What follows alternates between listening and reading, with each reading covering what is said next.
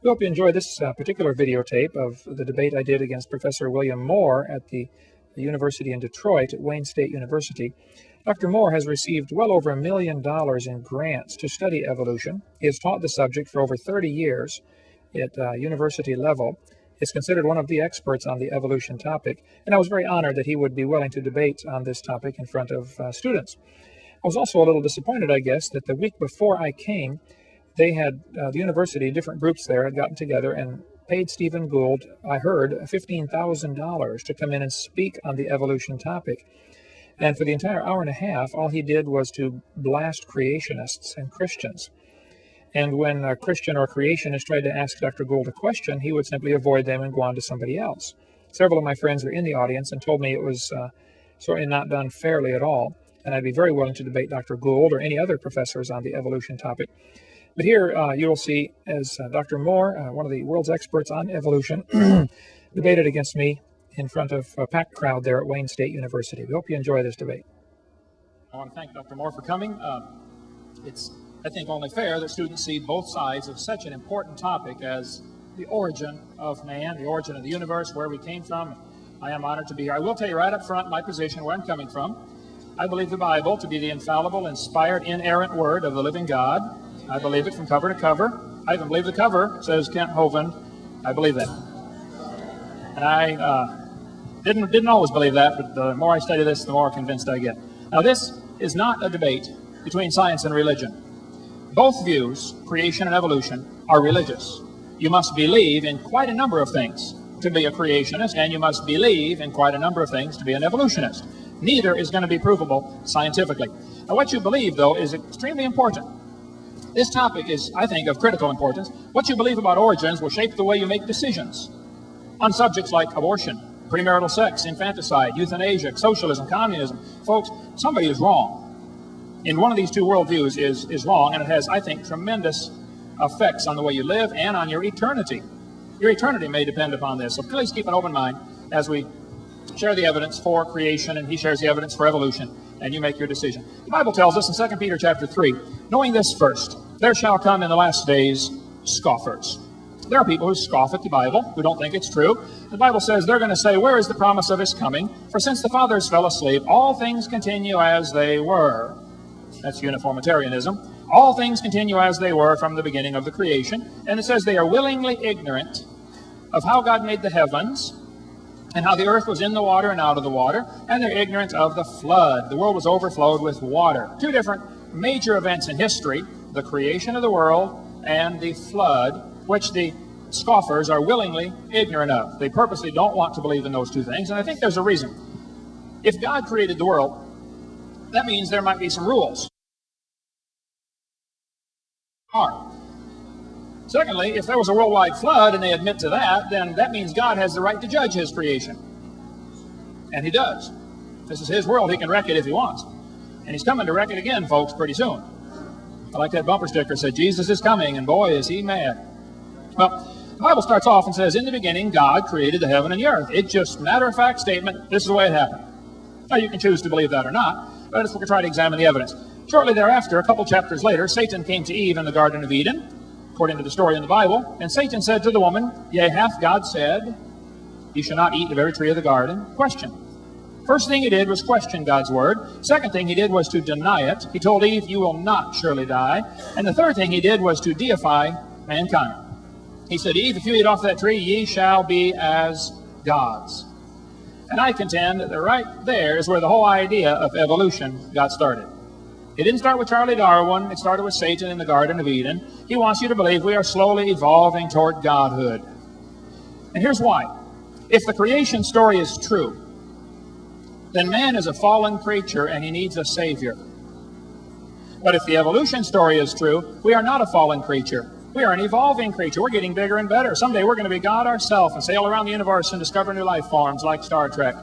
These two worldviews are polar opposite. They couldn't be more different, and there is no compromise between the two. Adolf Hitler said, if you tell a lie long enough and loud enough and often enough, the people will believe it. I think that's what's happened, folks, in our textbooks. I taught science 15 years. I have a gigantic collection, hundreds of public school textbooks from just about every major publisher, even from many countries, from many grades. There's lots of good science in the textbooks, okay? I like science. Don't accuse me of being against science. The problem is, we've got some poison mixed in with the science. Did you know beer is often sold at football games? Beer has nothing to do with football. And beer does not become athletic by association with the football. And evolution is often included in the science books, but that doesn't make it part of science. Evolution is a religion included in with the science books, and it has nothing whatsoever to do with it. The two basic views of history are this, and my timeline right here behind me, same thing. The Bible teaches that about 6,000 years ago, God created the heavens and the earth. Did it in 6 days, fully formed, fully mature creation. 4,400 years ago, or 2400 BC, there was a flood that destroyed the world. Noah built the ark and saved all the critters on board. 2,000 years ago, Jesus came, died on the cross, paid for our sins, and rose from the dead, and is alive forevermore. Here we are today, waiting for the Lord to come back in a few minutes and straighten out this mess. The evolution view is very different. They think it all started 20 billion years ago with a big bang. The Christians believe in the beginning God. The evolutionists believe in the beginning dirt. Matter just created itself, or is eternal. The only two choices, either it created itself or it itself is eternal. So these two views, these two worldviews are, like I said, just simply polar opposites. Somebody's wrong. Now, if I was to make my bottom timeline representing 20 billion years, the same scale as the top one, in order to do that, the line would have to be 2,100 miles long. I don't want to carry a chart that big, so I made a new scale, all right? So it's huge. But in school, the teachers are told in the teacher's edition to be sure to stress that the earth is billions of years old. Because that is the first thing the evolutionist must have, is billions of years.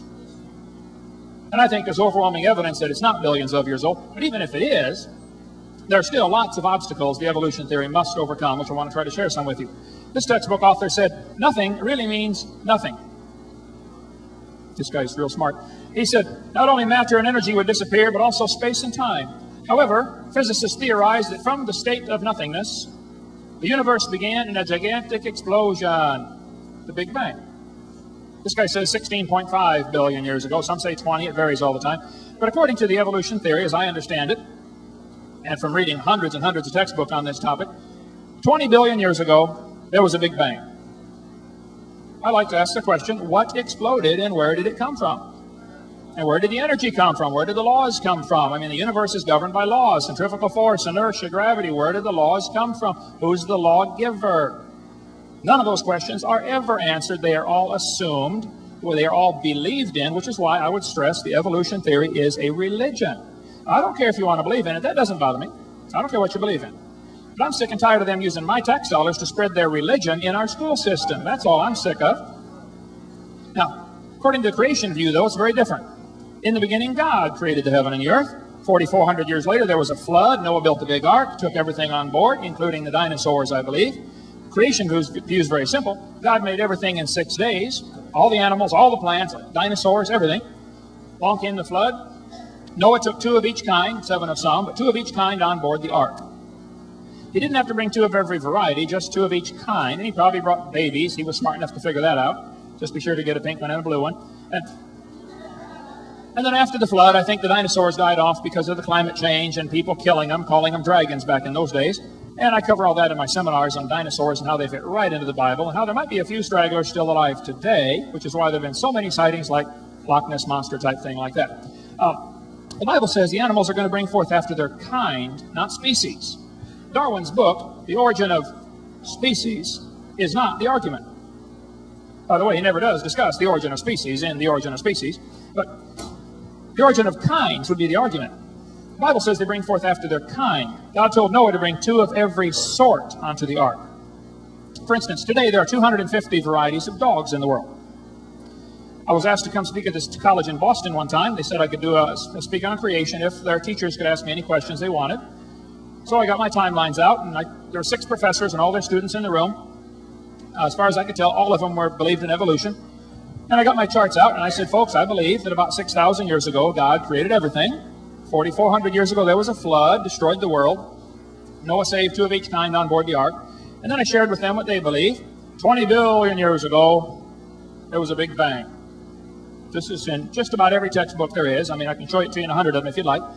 And then 4.6 billion years ago, the earth cooled down and formed a hard, rocky crust. And it rained on these rocks for millions of years. This textbook says, as Earth formed, the surface was similar to the moon today. The surface was hot and there were large pools of bubbling lava. But it rained on the rocks for millions of years and formed oceans. This is what the textbooks teach the kids. Millions of years of torrential rains created great oceans. And in these oceans was a swirling broth of complex chemicals. Progress from a complex chemical soup to a living organism is very slow. Yes, it is. Totally stopped. Doesn't happen at all. That's how slow it is. Well, one of the professors in the crowd was getting really upset about that time, and he said, Mr. Hovind, there are 250 varieties of dogs in the world today. I said, I never counted them, but I'll believe you. He said, you think all those dogs came from 2 dogs off of Noah's Ark? I said, sir, would you look at what you're teaching your students? You're teaching your students that all the dogs in the world today came from a rock. One lady was so angry after this. She says, we do not believe we came from a rock. I said, well, where do you think you came from? She said, we came from a macromolecule. I said, where did that come from? She said, from the oceans. There's minerals in the oceans. I said, where did those minerals come from? She said, well, it rained on the rocks for millions of years, and it finally dawned on her, wow, I do believe we came from a rock, don't I? I don't care if you want to believe that. Honestly, that's fine. But don't call it science. That's not science. That's a fairy tale. The textbook says humans evolved from bacteria 4 billion years ago. This one shows the kids a starfish and says 3.4 billion years old, the remains of the early ancestors of modern human beings. Now look, you're welcome to believe that, but don't call it science. That's part of a religion. This textbook shows the kids a tarsier and says 30 million years ago these creatures evolved. Now folks, that word evolved right there, that has 2 different meanings, and the entire argument today and every other day on this topic is over the 2 different meanings of the word evolution. And we'll cover that in just a second. But if you straighten out what that word means, the argument is over. One meaning of the word is indeed scientific, no question, and the other meaning is indeed religious, with no evidence to support it. But the textbook says we've got evidence for evolution. I mean, kids are taught whole chapters, sometimes whole units, just on this topic. Sometimes entire courses at college are devoted to the evolution philosophy. What happened in the early 1800s, some guys got together, primarily Charles Lyell, who wrote this book, but building on the work of Stratus Smith and Steno and Cuvier and some other guys, they developed the geologic column. They said each of the layers of the earth is a different age. This was all done in the early 1800s. Each of those layers was assigned an age way before there ever was any carbon dating, potassium argon dating, rubidium strontium dating, lead 208 lead dating, long before any radiometric dating. The layers were assigned an age based upon the assumption that evolution has happened. It all is based on evolution assumption, and that's how the geologic column got started. Now, there were some creationists involved in that who thought that maybe God created the world many times, multiple creations. Well, they're simply wrong. But all of this geologic column is based on circular reasoning.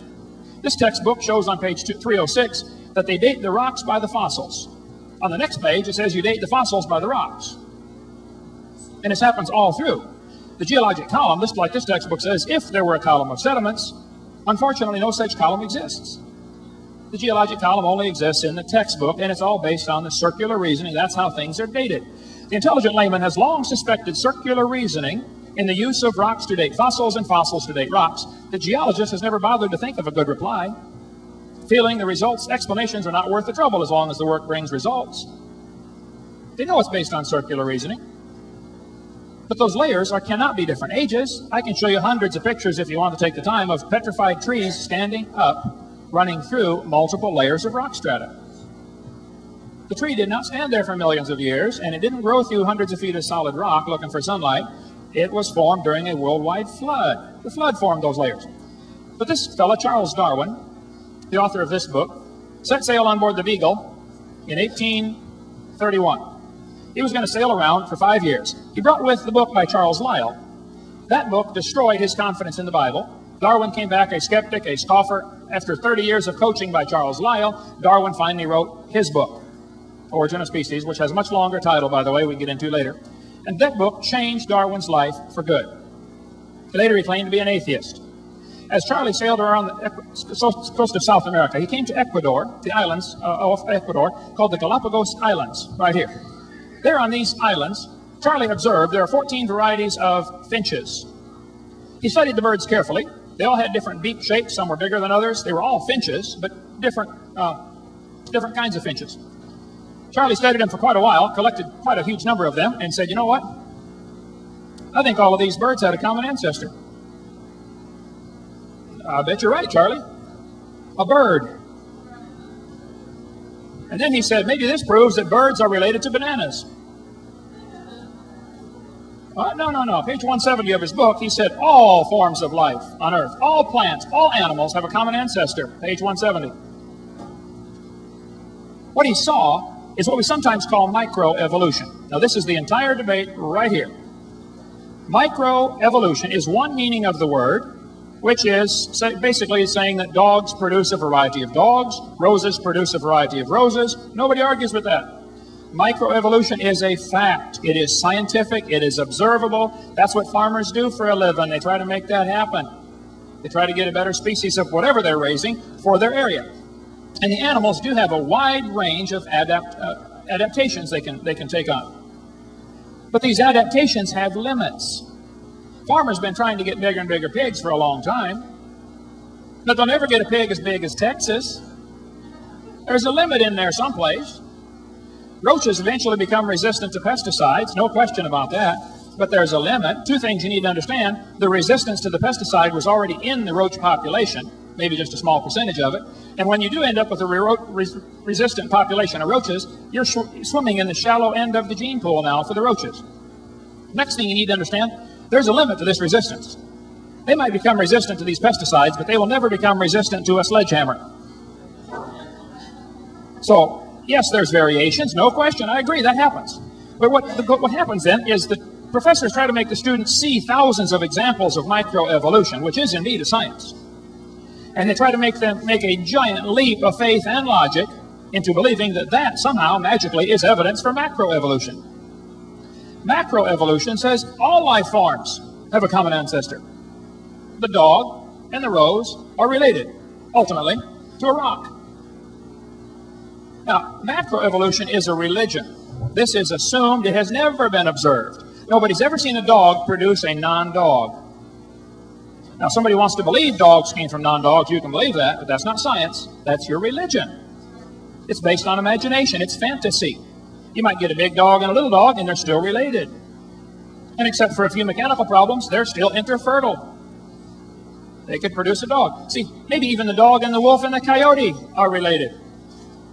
Okay, boys and girls, we have a dog, a wolf, a coyote, and a banana. Which one is not like the others? And a 3-year-old can tell you. They're still the same kind of animal. Probably the horse and the zebra are related. I wouldn't argue about that. Stand 30 feet away and look at it. It's obviously not a banana. We're dealing with the same kind of animal here, folks. So the whole problem is, as I've seen it in my debates, and I do thousands of radio and TV talk shows, the evolutionists always are able to give hundreds of examples of microevolution. And then they want you to believe that this somehow proves macroevolution. And students are deceived by this by the thousands every day, because the professor says, well, look, we see this, these rabbits became resistant to these pesticides. Or the rats, we got the super rat in Chicago became resistant to the pesticides. Well, yeah, still a rat. It's not evolution, folks. It's a variation. It's microevolution. Don't be confused by that. Textbook, though, says mutations provide the source of variations. Well, this is true. But the mutations are harmful, fatal, neutral, or if you do get one that's beneficial, which nobody's really proven a good beneficial mutation, that can take over the population. Who's this good beneficial mutation character going to marry? And then who are its kids going to marry? Anything's going to be blended back into the population. Here's a short-legged sheep. Textbook says this mutation would not last in nature. Of course not, man. He's the first one the wolf is going to catch. Textbook says natural selection causes evolution. Nothing could be further from the truth. Creationists have nothing against natural selection. We thought of it first. Natural selection is sort of like God's quality control. I worked in Pontiac, Michigan for 2 years at the truck and coach plant up there when I was going to school. We built trucks. They came down the assembly line. When it got to the end, somebody checked it. Quality control. If it didn't work or something was wrong, it was rejected. That's normal. Every factory has a quality control. Now, suppose you had a quality control section that was eagle-eyed. They caught every mistake. Nothing got by those guys. How long would it take that process to change the truck to a helicopter? Because it'll never change it to a helicopter. Precisely my point. And natural selection will never change an animal to a new kind of animal. It'll only keep the species strong. And it might allow the species to adapt to a new environment. We now have Alaska rabbits that are able to survive in 20 below zero. And we have Florida rabbits that are able to survive in 100 degrees. And they are not interfertile. They're considered a different subspecies, maybe even a different species. I don't know.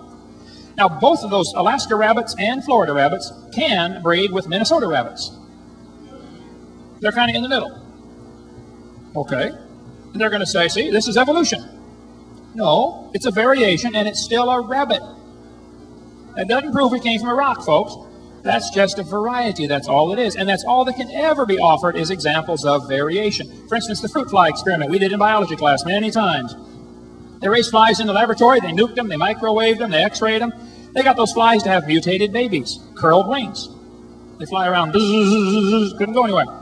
They got flies with no wings. What do you call that? A crawl? Can't fly. But they always got a fly, and it was always worse off than great-great-great-great-grandpa fly. But that's always given as an example for evolution. They show the kids the peppered moth as evidence for evolution. Most of the moths in England, they went around and counted them on the trees. Must have been a government project.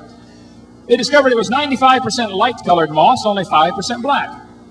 Then they burned coal in the factories for a while, and the trees turned black, and the population shifted to 95% black moths. They said, wow, look at this, evolution. The white moth evolved to a black moth. No. See, the black and white variety was already in the gene pool. They never did get a pink one or a purple one. The genetic information was already there. All they got was a shift in the population ratio. And when they quit burning the coal in the factories, the trees turned white again, and the moths shifted right back to light-colored moths. And this is considered one of the best examples known for evolution. Industrial melanism. Started off a moth, it ended up a moth. That proves we came from a rock, boys and girls. Write that down, that'll be on the test. They show the kids different forelimb structures of the animals. 2 bones in the wrist, the radius and the ulna. The whale has 2 bones, the radius and the ulna. They're going to say, see, boys and girls, you can compare the forelimbs of all these animals, and comparative anatomy provides further evidence of evolution. The commonalities suggest these and other animals are all related. They probably evolved from a common ancestor. Excuse me. Might be 2 ways to look at that. That might prove they have a common designer. Did you know the lug nuts from a Chevy will screw onto a Pontiac? That proves they both evolved from a Honda 38 million years ago. What we have here, folks, is an example of good observation and bad conclusions. Maybe you heard the story about the scientists were going to see how far the frog could jump. They set the frog down and said, jump, frog, jump. Frog jumped 80 inches. Brought him back, cut off 1 leg. Jump, frog, jump. He only jumped 70 inches. Brought him back, cut off another leg. Jump, frog, jump. He only jumped 60 inches. Brought him back, cut off his 3rd leg. Jump, frog, jump. He only jumped 50 inches. Brought him back, cut off his last leg. Said, jump, frog, jump. Frog didn't jump. He said, jump, frog. Frog didn't jump. They concluded, every time we cut a leg off, the frog jumped less. Therefore, we feel that when you take all 4 legs off of a frog, he goes deaf. Well, look, you got a good observation, but that's the wrong conclusion, all right? And the commonality of the forelimbs of the animals is a good observation. I agree with that, but it's not a good conclusion to conclude they have a common ancestor. They got a common designer. Very few things anger me about the evolution theory more than this idea of the human embryo having gill pouches. Made up by Ernst Haeckel in 1869, proven wrong in 1874. He faked the drawings of the embryos, made up a phrase, ontogeny recapitulates phylogeny. It was proven that he lied. There's the real pictures of these embryos compared to his drawings up above. I mean, it was a total fraud. He finally confessed to fraud at his own university. They had a trial against one of their professors. He confessed to drawing from memory and was convicted of fraud at the University of Jena, 1874. But the idea of ontogeny recapitulates phylogeny, or the human embryo having gill slits, or going through the stages of evolution during development, is still in textbooks today, and I guarantee it's in this university right now, proven wrong 125 years ago. I was going through some stuff in the textbooks that's not true one time, and one professor said, well, what would you replace it with? What he was trying very hard to not say is, we want the kids to believe this evolution, and these are the only examples we have, and if you take these away, they might not believe in evolution. Precisely the point. Look, if you got some evidence for animals changing to a different kind, I'd like to see it. But if you don't have any evidence, then quit teaching it as science and call it a religion. That's why for many years I've offered $10,000 for anybody with any real scientific evidence for evolution. I'd like to see it. I'll write you a check.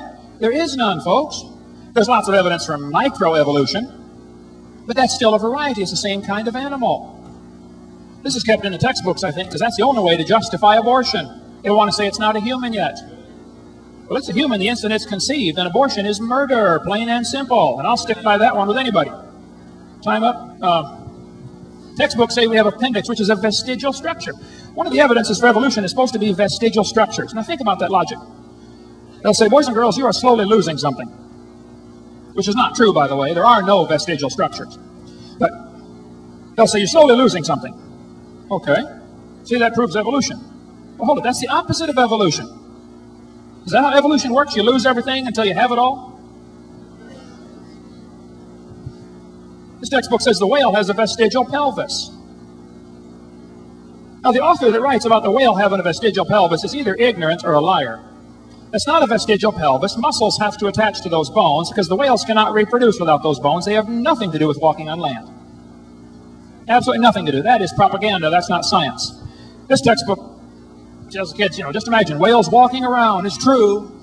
That's a kid's book. That's propaganda. That's a lie. This one says humans have a tailbone that is of no apparent use. I did a debate with the president of the North Alabama Atheist Association, and he said, folks, we got proof for evolution. The human tailbone, the coccyx, is vestigial. You don't need it anymore. When it was my turn, I got up and I said, Mr. Patterson, I taught biology and anatomy. I happen to know there are 9 muscles that attach to the tailbone. If you think the tailbone is vestigial, I will pay to have yours removed. Without them little muscles, there's some very, very valuable things you cannot do. I won't tell you what they all are, but trust me, you need them muscles. Now, we can go on a long time, folks, but my point is this. Both views, creation and evolution, are inherently religious. I cannot prove God created the world, and I cannot prove there was a worldwide flood. I can show you the evidence of billions of dead things buried in rock layers. And I can show you that out west, when they killed millions of buffalo in the last 200 years, almost none of them fossilized because they weren't buried. The very existence of fossils proves, to me, is evidence to me of a worldwide flood. When they climbed Mount Everest, 1953, they found seashells by the thousands on top of Mount Everest. I think there was a flood. I don't think the water was over Mount Everest. I think Mount Everest was under the water.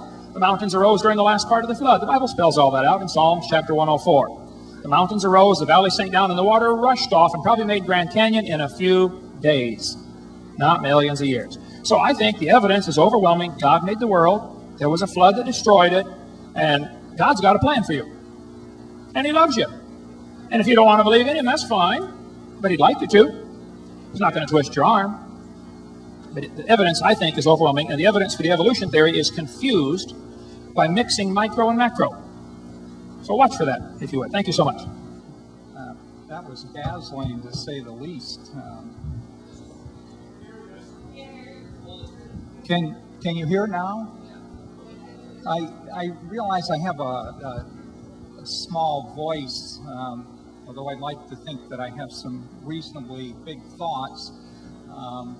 But I'm going to have to sit, and because in order to make a fairly complete, concise statement about evolution and about the problems with Kent Hovind's approach, with his analysis of evolution, I have to read this.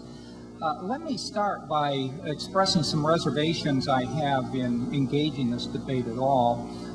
I'm a professional evolutionary biologist in that I have taught evolution and related courses here at Wayne in genetics, statistics, ornithology, and a number of other courses for 27 years. And over those 27 years, I've maintained an active research program looking at problems in evolution concerned primarily with the evolution of species diversity or speciation, which is the area of evolutionary biology that is right at the interface between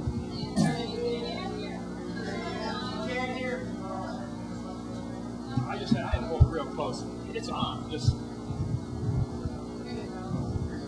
I can try. Is that better? Okay, I'm trying holding it. I was just saying that my area of research focuses on speciation, which is at the interface between what Dr. Hovind characterized as micro and macroevolution, the distinction as he characterized it between science and religion.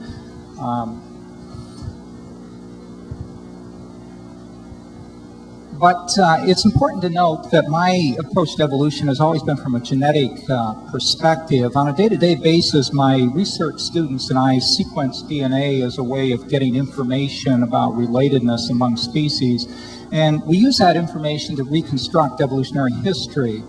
Our work focuses primarily on woodpeckers, not because these are a particularly interesting group per se, although they certainly are fascinating birds, but because they provide a good model for studying the rapid diversification of species.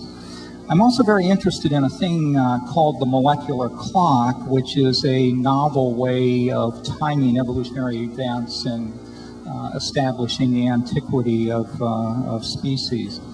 Dr. Hovind, in contrast, is a science educator with an interest in paleontology, which is to say the fossil record. So I'm a little bit concerned first that we're going to simply talk past one another to a considerable extent.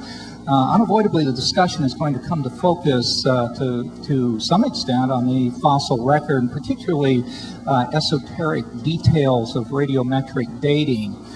That is, dating geological structures based on radioactive decay. And in this sense, you would have done much better to have gotten someone from the geology or physics department than me.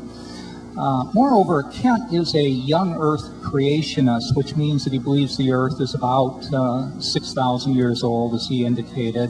And it seems to me that the debate boils down to his defense of that notion. This in turn means that we may hardly talk about some of the most interesting ideas in evolutionary theory, the philosophies and histories of science and religion, and the interface between the two. I'm also concerned because this is the first debate of this sort that I've engaged in, whereas Kent is a professional creationist debater. He actually makes his living doing this, which is amazing. Amen. I had the disconcerting experience last spring after agreeing to participate in this debate of receiving a number of email messages and phone calls from individuals and groups who seem to be professional anti-creationist debaters. Somehow word of this had gotten out on the internet, and some of these people seem to view these debates with much the same intensity and decorum as I remember Michigan State Notre Dame football games when I was an undergraduate, or maybe Notre Dame Southern Methodist games, or Southern Methodist Brigham Young games. I'm not sure. And I'm beginning to get that sense from the audience that that's what we're engaging here. It was also clear that the anti-creationist view Kent as the Hulk Hogan of creationist debaters, and that I best be prepared for a real pummeling. At about the same time, I spoke with Kent on the phone. He briefly told me about his belief system, that he was a young Earth creationist. He was very cordial, expressing none of the threatening mannerisms of a professional wrestler. But I was startled at one point in the conversation when he announced that he was going to convert me. So here I am, a novice debater about to get in the ring with an intellectual Hulk Hogan, and if I lose, I must submit to his belief system. Perhaps this is the true meaning of midlife crisis. Well, let me begin to disappoint right away by saying that I don't view this as a debate, but rather as an opportunity to explore some interesting ideas, some interesting cultural conflicts, and certainly Kent pointed to those, and some interesting philosophical conflicts. I also view this as an opportunity to fulfill in a very small way an obligation I feel I have to Wayne State students. I've taught at Wayne many, many years. I know that most of our students, most of my students, live at home and often live in two cultures. On the one hand, they attend a large, modern, very culturally diverse, secular university where science is taught hard, fast, and technical, with little class time devoted to reflection on the meaning of science and the conflict that a scientific worldview might have with traditional ideas. It's certainly not my intention to change anyone's worldview per se. I'm not going to convert you. But on the other hand,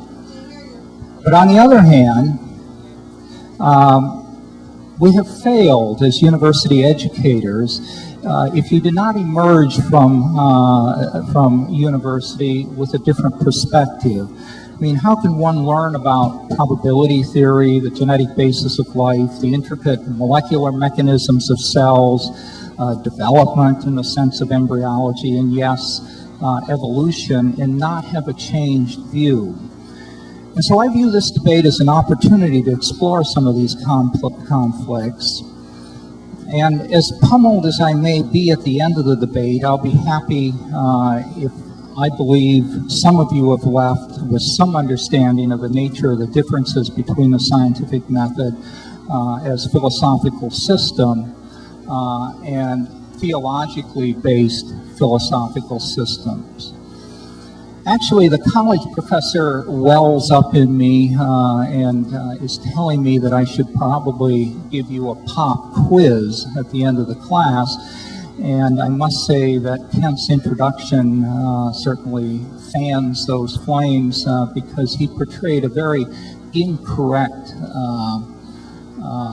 statement about what science is. What I see as the foundation, the key to understanding this conflict, lies at the various deepest levels in the philosophies of science and religion, that is, in the metaphysics of the contrasting philosophical systems. So what I'm going to say for the next few minutes is going to sound like Philosophy of Science 101, although unfortunately our students rarely take such a course.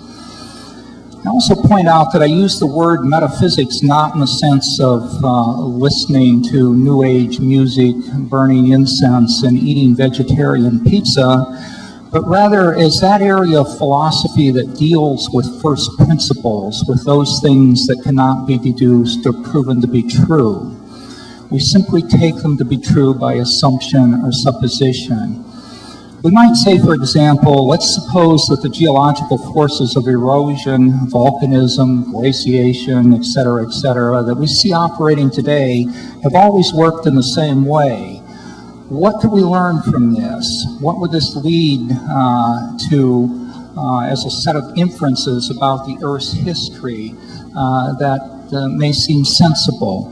We can't really defend these assumptions, and Kent has pointed this out. We can't prove it to be true. We can't simply make it a part of our, we can simply make it a part of our philosophical system and see how successful that system is in leading us to new discoveries. This is essentially what geologists did in the late 18th and 19th century, and this led to the very first inkling that the Earth must be a pretty old place. At the base of science, I think, is a very small and clear set of first principles, the metaphysics of science. And that leads to the so-called scientific method. If I could have the first overhead.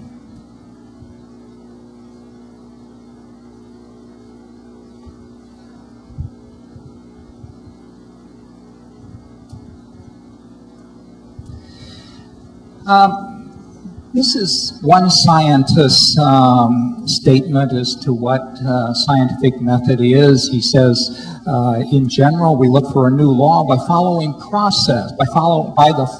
process.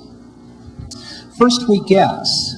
Don't laugh, it's really true. Then we compute the consequences of the guess to see if this law that we guessed is right, what it should imply.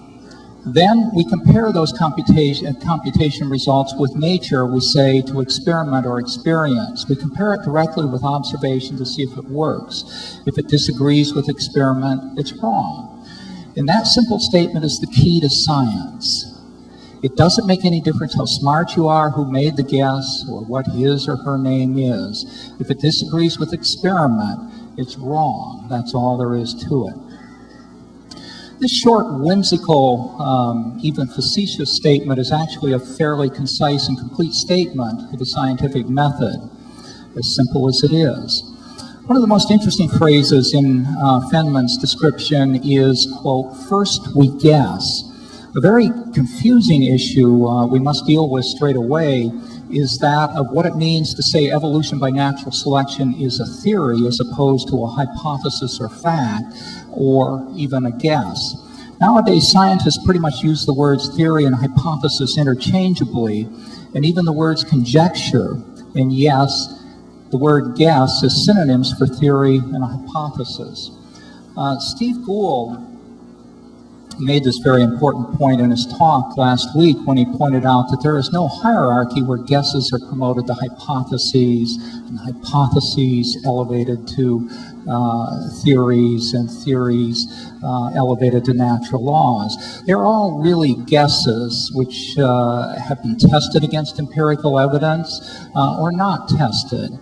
And if they've been tested, they've been falsified or not falsified. But it is equally true that a guess, hypothesis, or theory that has been tested and not falsified has to some extent been corroborated.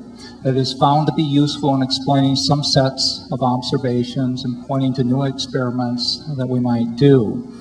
In that sense, some theories are better than others, and in that sense, if someone were to ask me if evolution by natural selection were a fact, which often happens, I would say, of course not. But it is not merely a theory.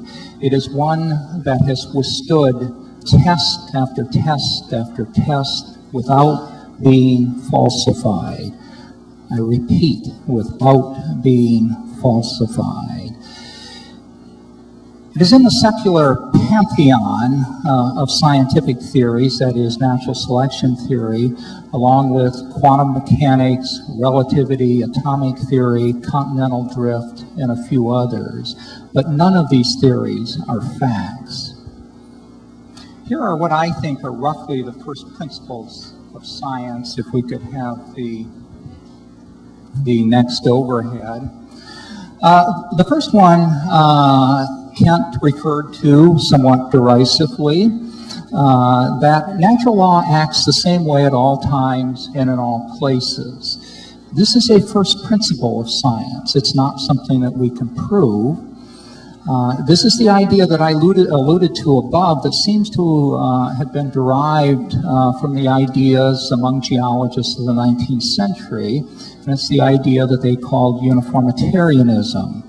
Implicit in this is that science doesn't deal with miracles, because miracles by definition involve circumstances where natural law is set aside.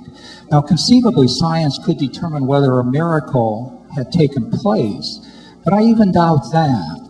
For example, someone might make the claim that so-and-so had arisen from the dead, and we might apply a scientific analysis to determine that the person in question was, in fact, once dead and was now, in fact, alive. But even here, we would want to be very wary of a possible hoax, substituting, for example, a live identical twin for the dead person. So even here, I would want to see maybe 3 replicates with proper controls. And this is what religion, which does deal with miracles, cannot provide for us. Second principle. Hope that's in focus. Scientific observations are repeatable. This arguably is more a corollary of the uniformitarianism principle than a distinct first principle, because it follows that if natural law acts the same way at all times and in all places, that I or anyone else can repeat the experiment.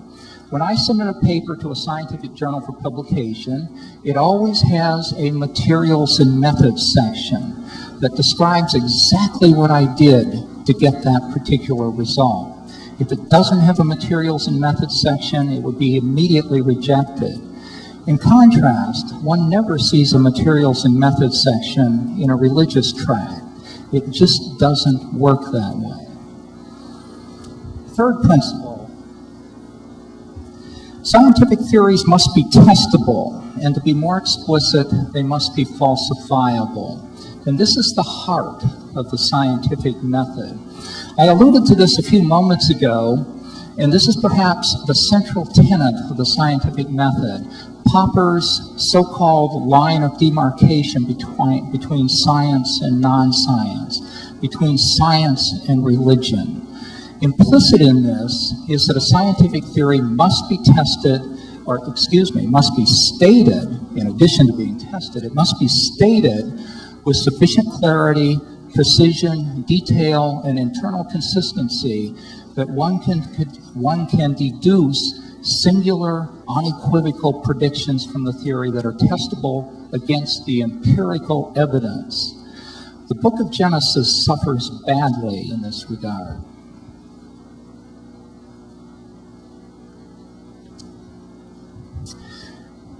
Fourth principle, there's a web of interconnectedness and internal consistency.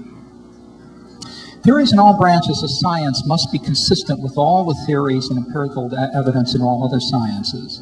Thus, the theory of evolution by natural selection must be consistent with genetics and cell biology, but also with geology and physical chemistry and so on.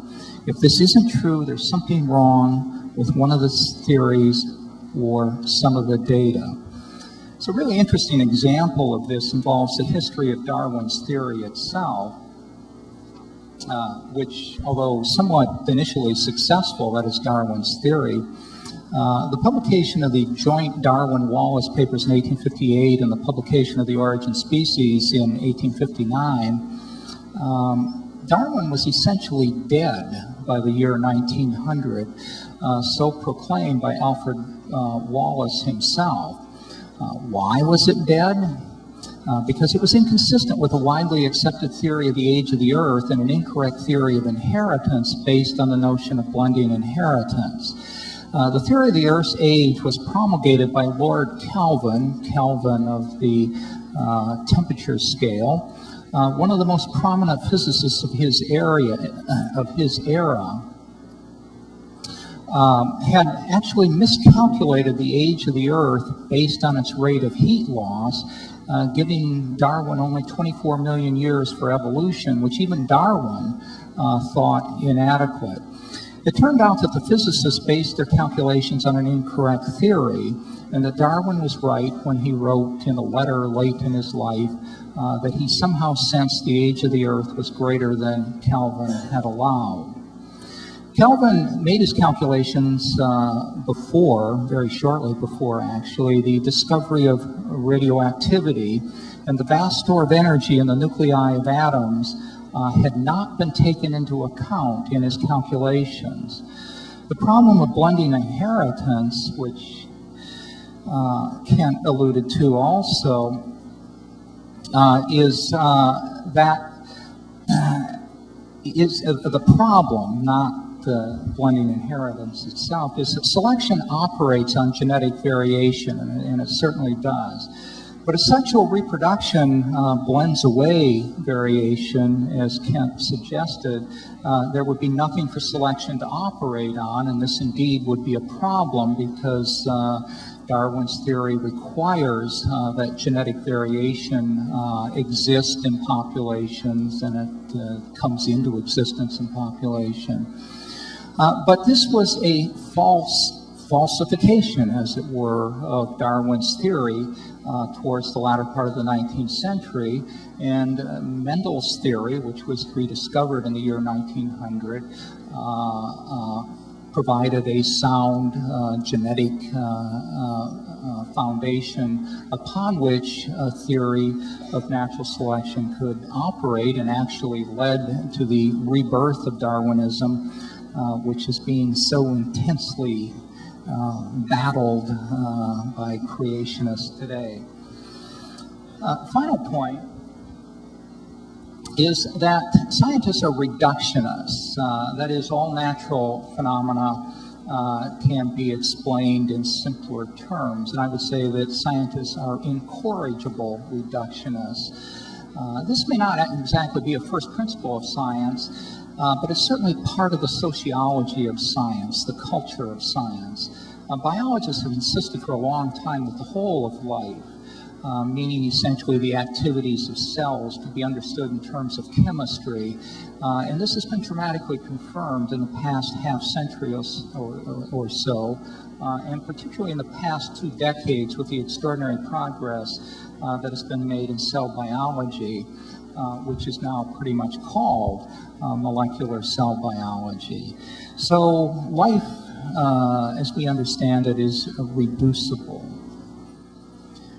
I now want to just take a few minutes to briefly walk through the major classes of evidence, much as Kent did, that bear on the origins of species, the diversity of life in all of its complexity and all of its seeming adaptedness. On the one hand, and I want to look at neo-Darwinism, the theory of evolution, in contrast to creationist theory, in context of these metaphysical principles.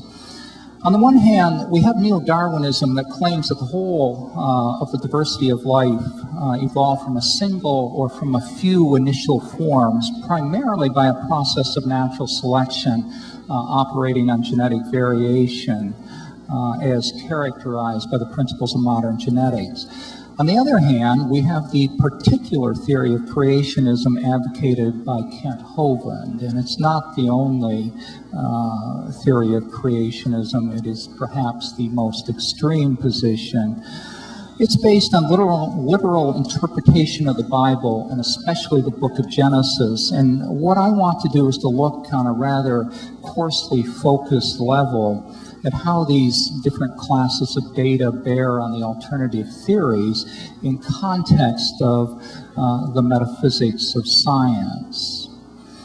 And I point out before I do this that if you are not doing your analysis in context of the metaphysics, the first principles that I set forth, and these are not my principles, I simply read a bit in the philosophy of science and extract these from what I think is the current thinking about the philosophy of science. If you do not do your analysis in this context, you're not doing science, you're doing something else. This is where the line of demarcation is between science and religion. It's not between microevolution and macroevolution.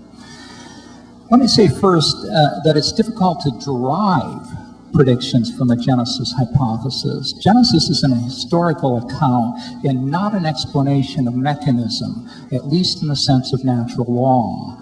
And it provides mechanism in the sense that God intervenes and does what he pleases, at times he chooses, but that violates the uniformitarianism principle of science, and so that's not science.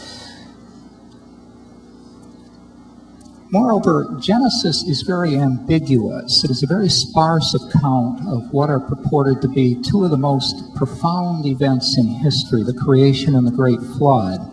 Even setting aside the arguments over the meanings of specific words translated from ancient Hebrew texts, it leaves broad latitude for interpretation. This makes the Genesis hypothesis difficult to test, and so a priori we seem to be on the margin of science. In contrast, neo-Darwinism is very precisely formulated, even in a body of mathematical formulations called population genetics. There are specific things natural selection can and cannot do, and specific changes in genes and gene frequencies that can and cannot happen. This is what Feynman referred to as making the computations based on the guess.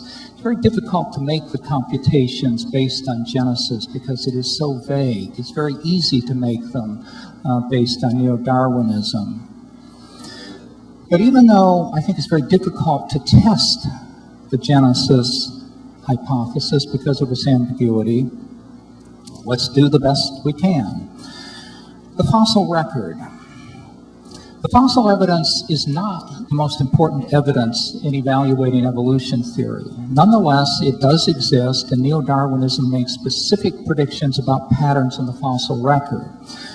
For example, there should be a stratigraphy, what Kent referred to as the stratigraphic column, an ordering of older, more primitive forms at the bottom and more recently more derived forms at the top. The Genesis hypothesis is not explicit about the fossil record, but as I understand Kent's interpretation, there is a single massive bout of extinction resulting from the Noachian flood. Accordingly, there should be no particular stratigraphy. There should be a single stratum, or if there are multiple strata where organisms were sorted according to weight, habitat, or intelligence, the strata should all be of the same age, namely roughly 4,400 years.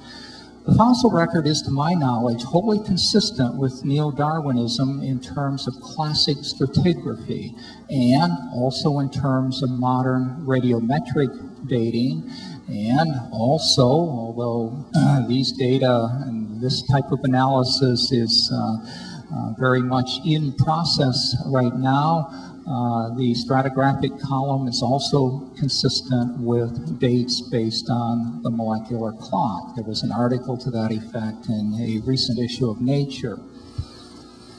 In contrast, the stratigraphy itself and the radiometric dates of fossil-bearing strata stretching back more than 3 billion years are completely inconsistent with the Genesis hypothesis.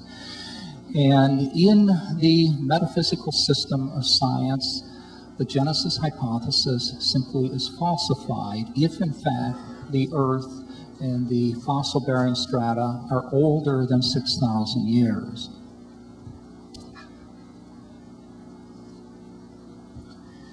Biogeography, one of my favorite topics. The theory of evolution predicts that there should be strong correspondence between phylogenies, that is, the evolutionary histories of species, and geological events. For example, there should be relationships at deep levels in phylogenies of animals in South America with animals in Africa because the two continents formed a single supercontinent some 80+ million years ago, according to modern geological theory, specifically continental drift. And there should be a more recent set of relationships with animals of North America, that is, between North America and South America, because South America contacted North America through the Isthmus of Panama just 3.5 million years ago, and according to evolution theory, there was an interchange of numerous species and the evolution of species in South America from ancestors emanating from North America and vice versa. If you've ever seen a possum, and I'm sure most of you have that live in the metropolitan Detroit area, that is one North American species whose ancestors live in South America.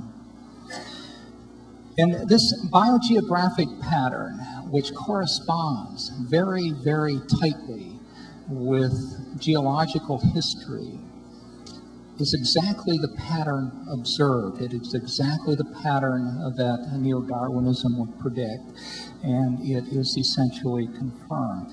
The Genesis theory, in contrast, says little or nothing about biogeographic pattern at this scale, and so it doesn't serve us very well as a scientific hypothesis or theory.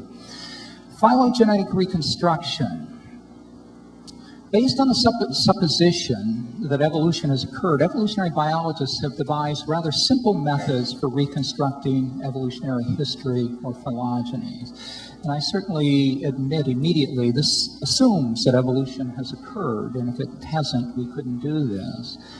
A phylogeny is a branching diagram, a family tree that shows who is related to whom and the order in which species evolve.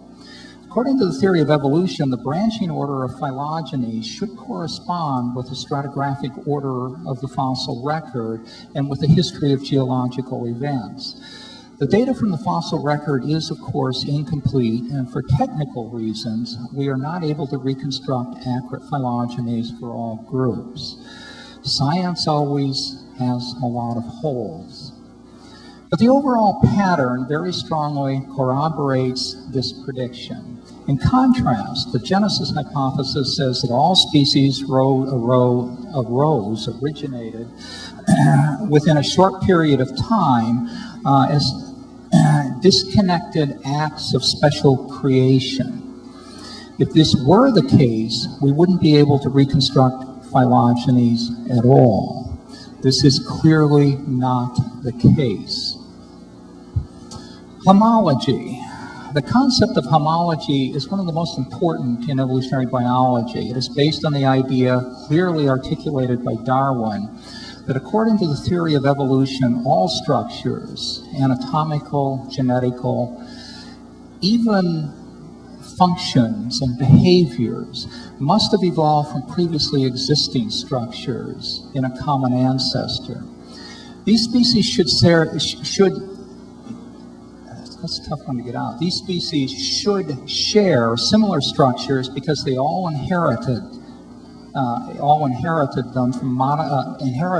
them modified by evolution from a common ancestral structure.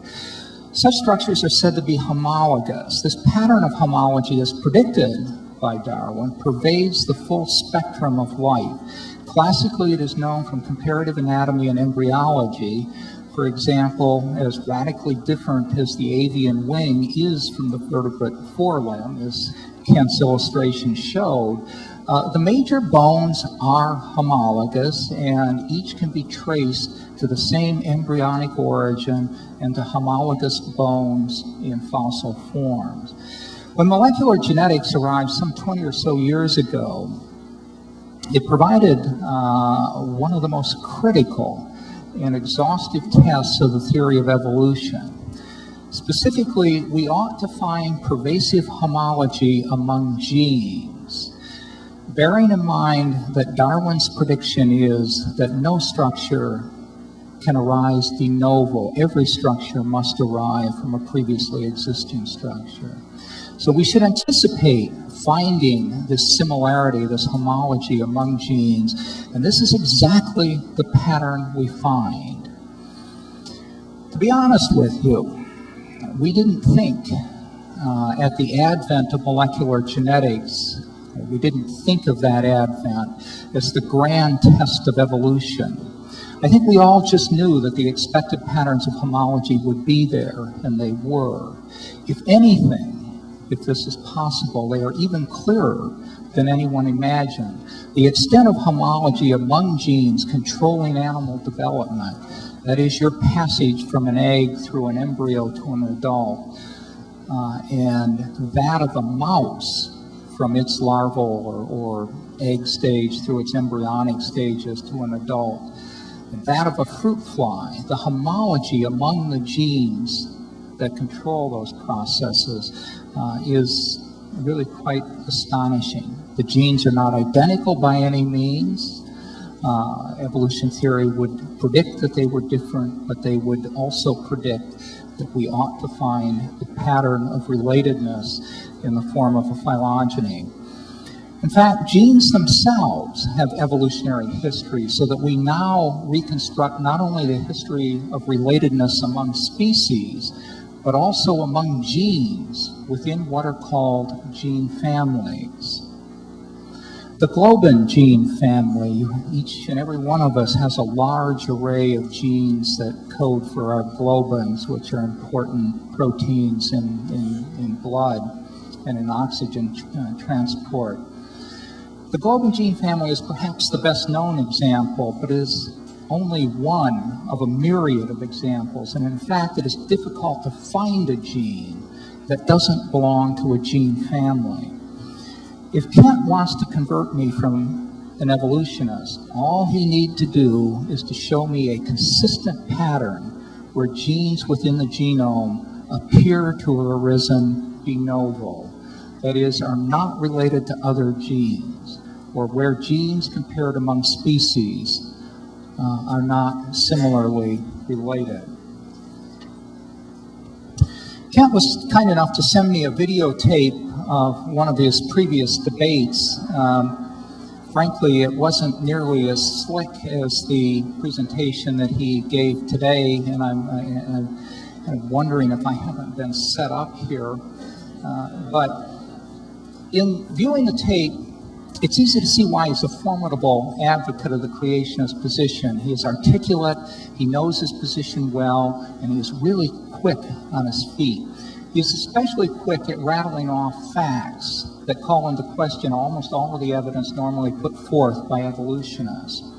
However, I put the word fact in quotes because at least some, and I suspect most of these factoids, are not facts at all, but rather misconstructions and misunderstandings of the scientific literature, and in at least some cases, apparent fabrications. The problem I have, and I think all scientists have in dealing with this aspect of creationist debates, is that I read a very small fraction of the huge volume of literature published in biology, even in my own area.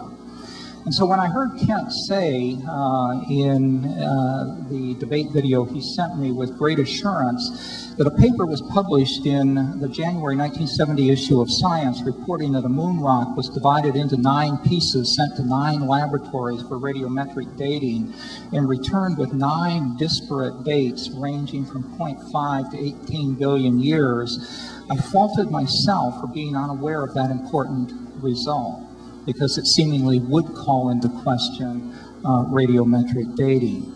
However, when we investigated the report, and I want to acknowledge the considerable help of a small group of very competent students who helped me pursue some of these reports this summer. When we pursued this report, we found that it is not actually, or not exactly, and I want to choose my words carefully, the correct reconstruction of the report.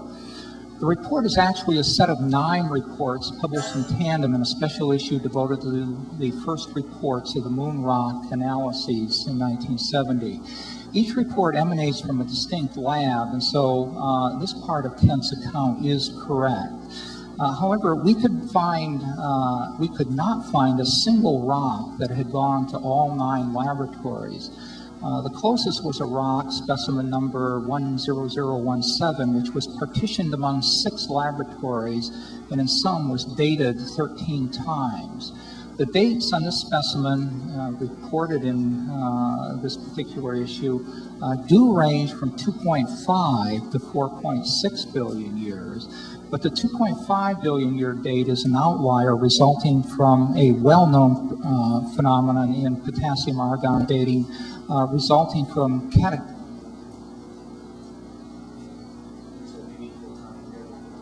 Okay.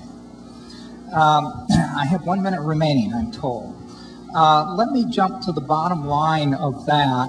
The real range of dates on the specimen goes from 3.56 to 4.38 billion years, and the bogus dates are attributable to a well-known phenomenon of argon loss. Let me, with the few seconds I have left, mention the example that really raised red flags, and indeed I took a certain amount of umbrage at this. And I quote Kent from this debate where he says, and I quote, 2 to 3 years ago, when they found the dinosaur bones in Antarctica, they were not even fossilized. They were fresh, preserved, frozen dinosaur bones still containing carbon.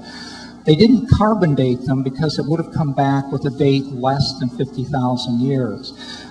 This raised alarm flags in me because it is so close to my area that I felt that I would have known about this if it were a fact. I did a quick literature search using the wonderful computerized literature search systems we had, could find no such reference. I called a paleontologist, Bill Hammer, who discovered the only dinosaur bones to be discovered in the Antarctic. I read the quote to him. He said he knew of no such specimens. Hammer's 1991 specimen remains the only dinosaur bone from Antarctic proper, and it was completely mineralized. So I simply caution you, these facts that come out, don't take them at face value. For that matter, don't take what I say at face value. Open up your minds, go to the library. If something sounds odd, investigate it yourself. And with that, I'll cease and desist for the moment.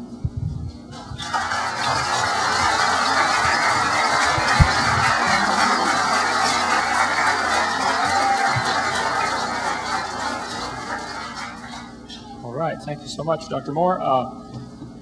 I've got quite a list of things. We won't get through it in time, I don't believe. I'll hurry here. You said the presentation was dazzling. I appreciate that. This is all, by the way, not taxpayer funded. You said take a most extreme position, believing the Bible is literally true. I plead guilty as charged. You said the presentation was slick. That, at least by most people, I think would be taken as kind of a backhanded slap. Quick rattling off of facts that are misconstrued, I would interpret that to be a lie. I would be glad to defend, anything I've said, take one topic at a time. Professional debater, make my living at it. I paid $900 to get a ticket to come up here. I was in northern Michigan earlier this week, flew all the way home, spoke 6 times yesterday, came up here just for this debate. I'm not going to make a penny off of this. I don't make money off of this. It bothered me a little bit knowing that you for 30 years have gotten your salary from the taxpayers of this area to teach evolution theory, and I don't take a dime of taxpayer money. That seems to me something's wrong with all this.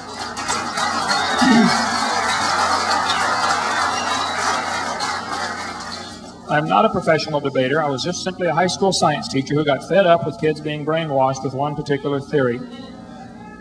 As far as the Hulk Hogan, well, you can see the resemblance is striking.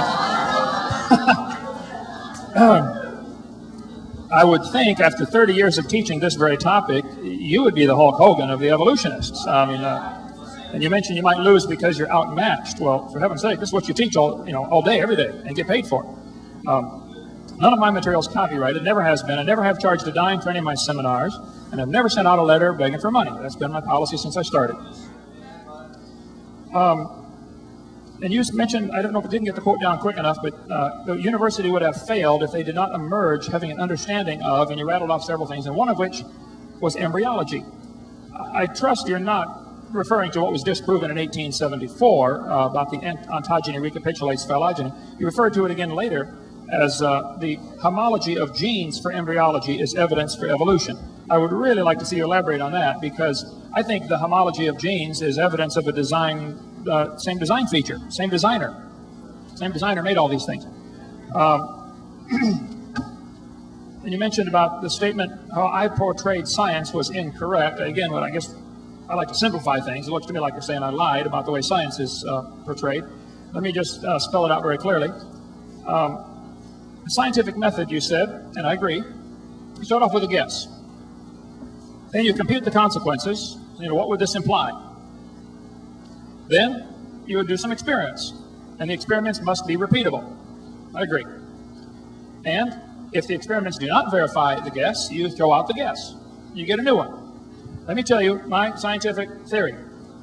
I believe the evidence will show, after intensive investigation, that no amount of scientific evidence will ever show that matter can create itself. Therefore, there must be an outside source that created the matter. Now, that goes beyond science, goes into a religion, and the creationist says, yep, we agree, we have a religion, we believe God did it. Can't prove it, that's what we believe. What happens is, though, the evolutionist does not admit they have a religion in this area. Where is the scientific evidence to show where matter originated? Where is the scientific evidence? Where is it repeatable? You said you'd like to see things repeated 3 times. I'd like to see 3 experiments where somebody makes something from nothing. I would like to see the experiment where life learned or came from non-living material.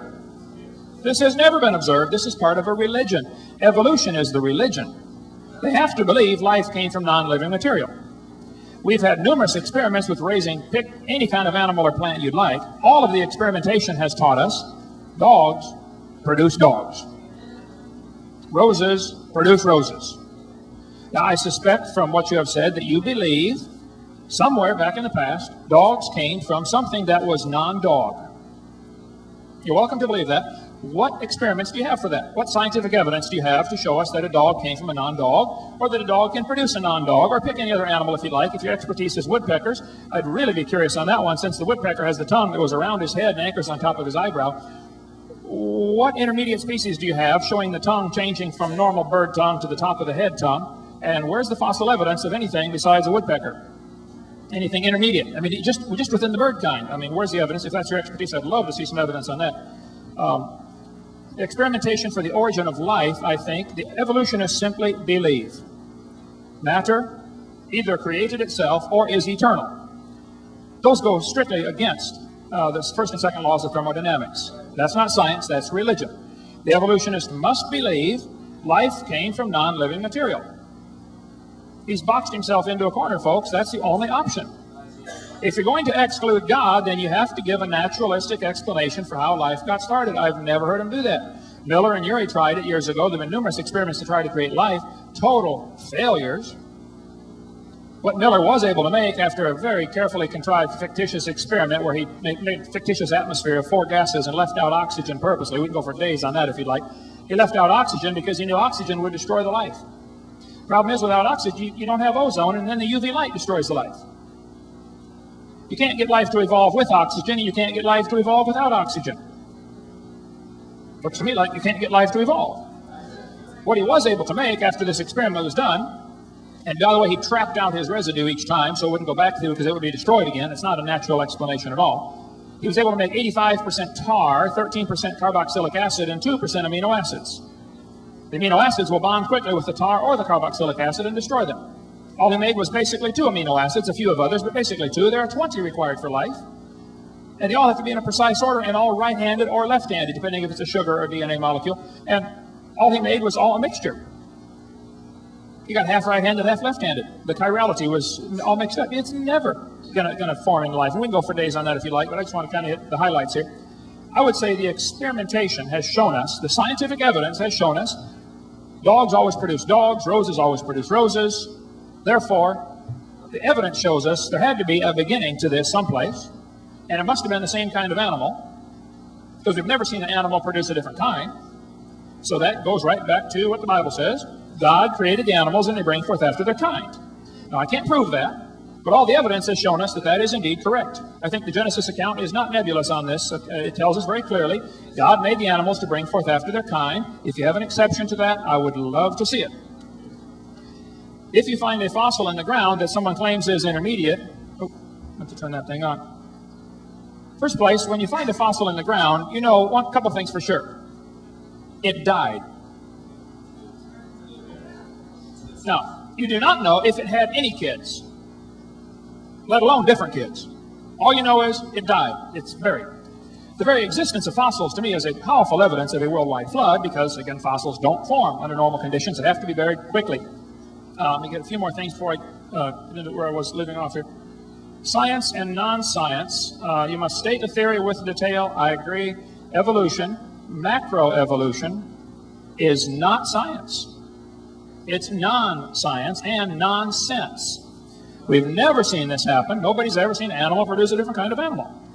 But like I said, beer is sold at football games, and macroevolution is included in with science, and I'm sorry about that. I'm working on it pretty hard. I'm trying to get it out of there. Selection operates on variations only. I agree, but like I said, the variations have limits. And the selection process is not going to change it to a new kind of animal any more than GM's quality control will change the truck to a helicopter. It'll just make a stronger truck. That's all it can do. Neo-Darwinism, I suspect you're referring to Stephen Gould or Niles Eldredge or rebuilding of Goldschmidt's theory, punctuated equilibrium. If that's what you believe, then we'll talk about that in a second. But the textbooks show these family trees as if we all came from a bacteria. Even Mary Leakey, an evolutionist, said, all those trees of life with their branches of our ancestors is a lot of nonsense. Stephen Gould, the evolutionary trees that adorn our textbooks have data only at the tips and nodes of their branches. The rest is inference. However reasonable, not the evidence of fossils.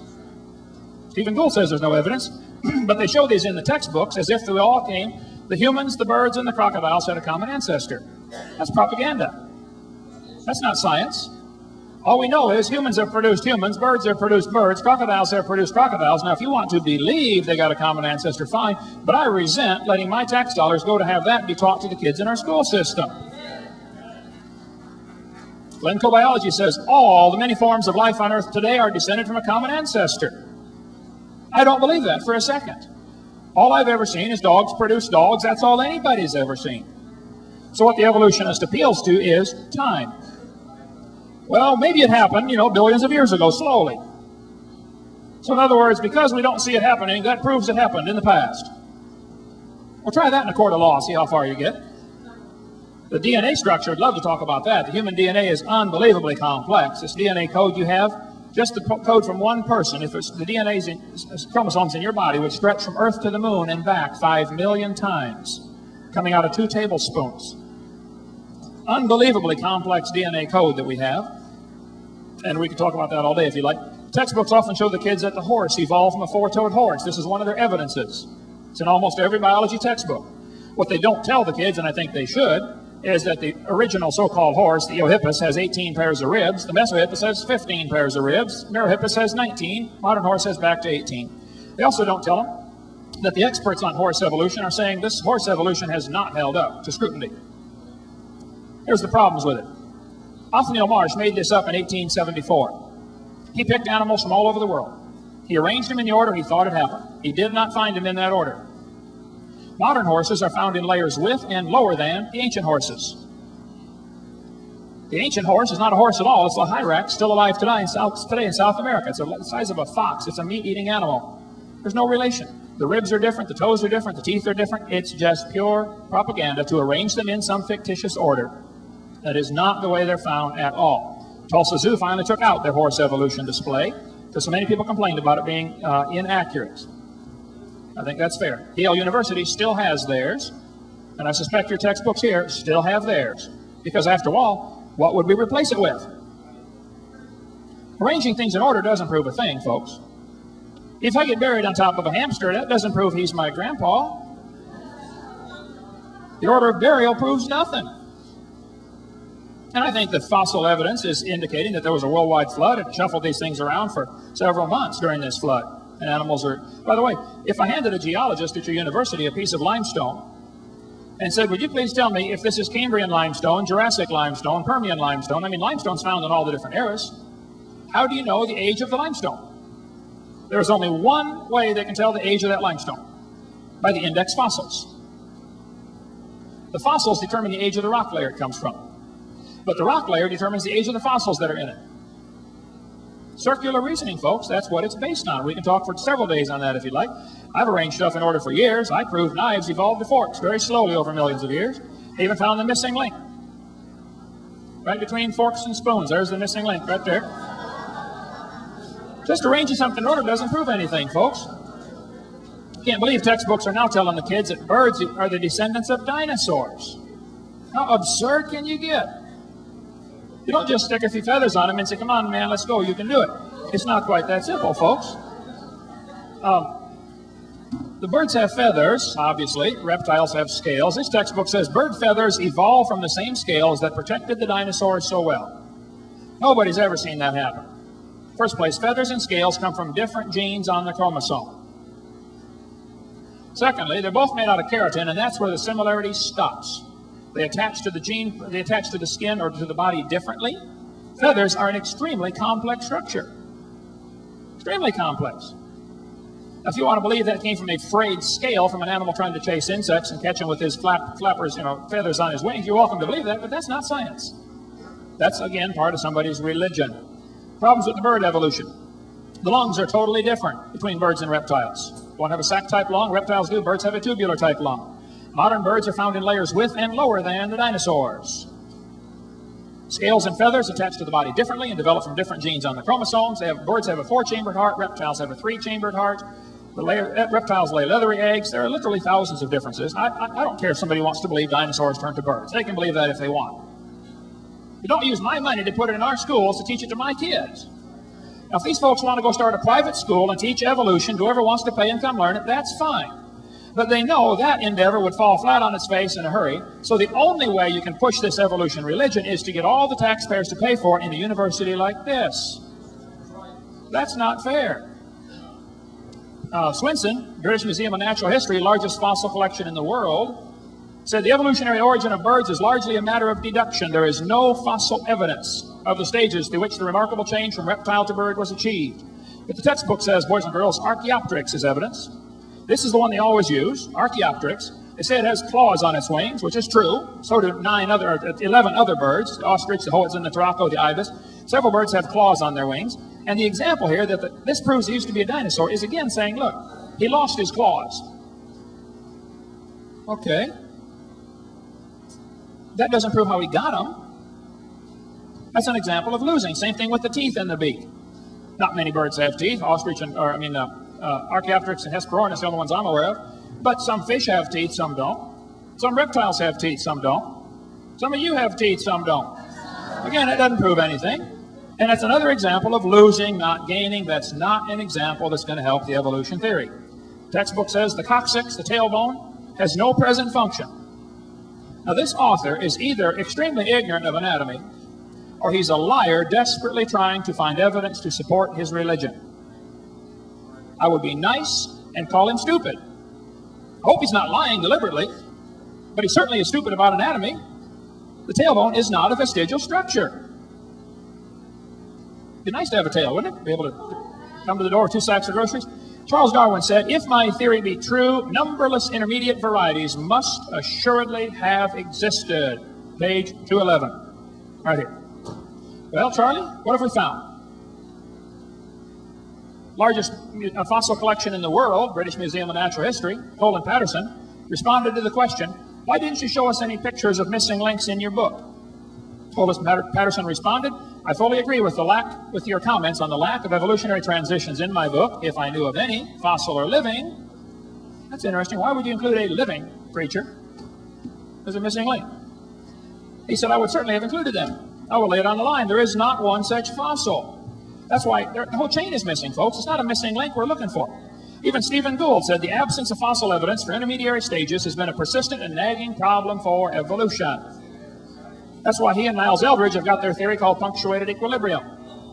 Now, Goldschmidt came up with this earlier, in the 1940s, I believe, that maybe the hopeful monster theory. You know, maybe a reptile laid an egg and a bird hatched up. And Gould and Eldredge polished it up a little bit, and they said, well, maybe just evolution happened in jumps or leaps. They call it saltations. See, Darwin said, evolution happened slowly and gradually over billions of years. Gould and Eldredge are saying, no, it happened in leaps or jumps, saltations. What they're trying to not say is, because we don't find any evidence, that proves it. See, in their mind, there's only 2 options. Evolution happened slowly, like Charlie said, or evolution happened quickly, like Stephen said. There is another option. Didn't happen at all. They don't want to consider that option for some reason. I don't know why. All fossils seem similar to living forms with no undisputed missing links discovered so far. Yes. Since we know evolution is a fact, even though there is no evidence, it happened slowly, this proves it happened quickly. That seems to be the logic, folks. I don't know how to handle that. Professor at the Strasbourg Zoological Museum, can't pronounce his name, Bonauer, he said evolution is a fairy tale for grown-ups. The theory has helped nothing in the progress of science. It is useless. I would like somebody to show me what advancements we have because of the evolutionary theory. It's not why we have electricity. It's not why we have plastics or rayons or fabrics, or it's not why we went to the moon. It has nothing to do with, it's a useless theory. Malcolm Muggeridge said, I'm convinced the theory of evolution will be one of the great jokes in the history books of the future. Posterity will marvel that so flimsy, dubious, and a hypothesis could be accepted with the incredible credulity that it has. Atomic Energy Commission. Scientists who go about teaching that evolution is a fact of life are great con men. The story they are telling may be the greatest hoax ever. In explaining evolution, we do not have one iota of fact. Charles Darwin said, to suppose that the eye could have been formed by natural selection seems absurd. But the textbook says the complex structure of the human eye may be the product of millions of years of evolution. They tell the kids, boys and girls, you might better understand how the eye might have evolved if you can picture a series of changes. See, it all takes place in the mind. Macroevolution only takes place in the imagination. We don't find any fossil evidence. We don't find any experimental evidence. It is purely a religion, and I think a silly one. But again, if somebody wants to believe that, that's fine. Just don't put it in our school system. The Bible says God formed the eye. 1 square inch of the back of your retina has 137 million light-sensitive cells. Now, how'd you like to be the electronics engineer and have to wire that thing up in 1 square inch? My daddy did. He's pretty smart, ain't he? I think Satan's using that evolution theory to lead folks to hell. Folks, don't be blinded by it. God loves you. He's got a plan for your life. He made you, and He's willing to forgive you. I had to repent one day and say, Lord, I'm sorry. I didn't believe you made this world. I used to believe in evolution. Lord, I'm sorry. Would you please forgive me? And now I believe in creation. I can't prove either one, but I think mine's more logical and reasonable, and I think the evidence points to it very clearly. Thank you so much.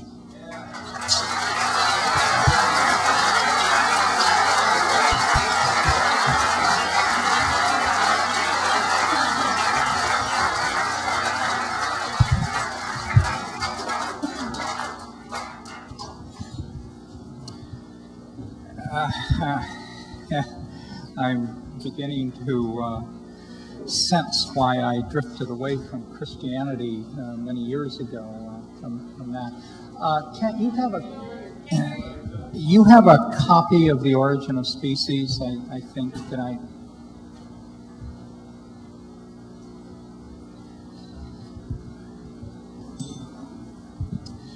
there are a number of many points actually that Kent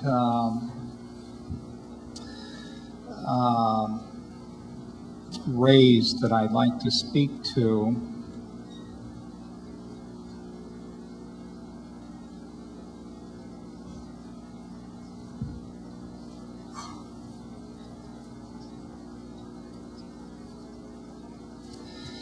In The Origin of Species,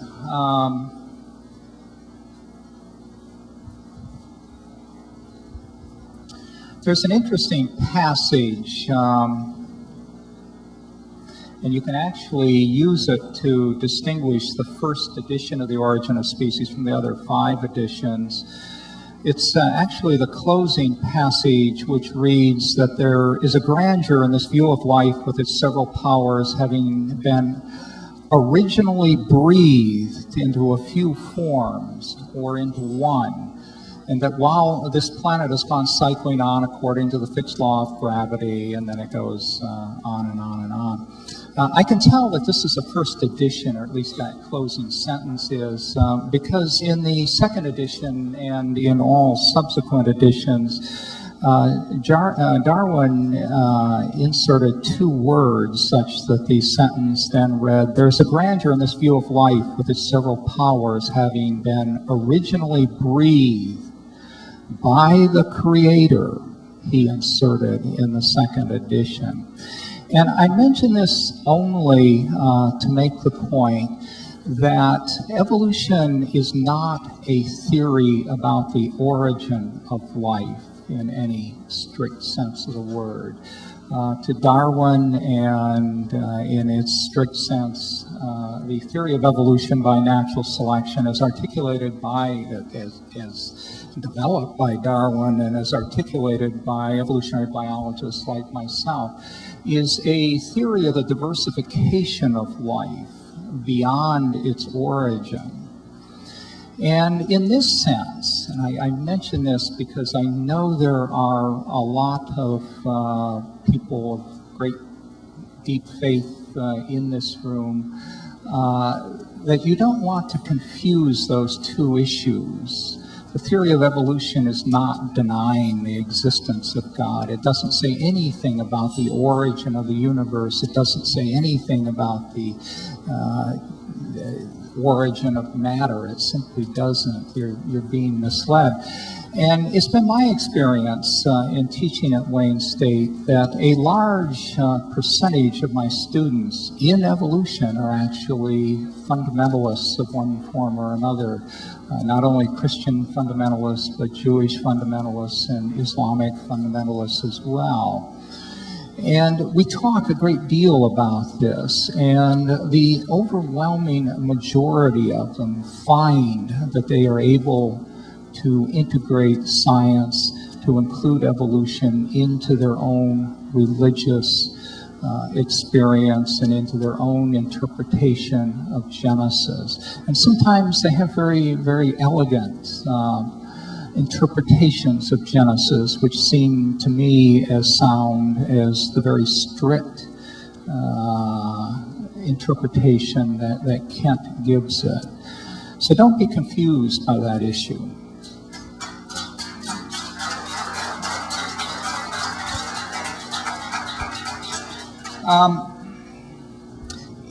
If I could just have my overhead again, the one, I think it's the second one, the first set of the metaphysical principles.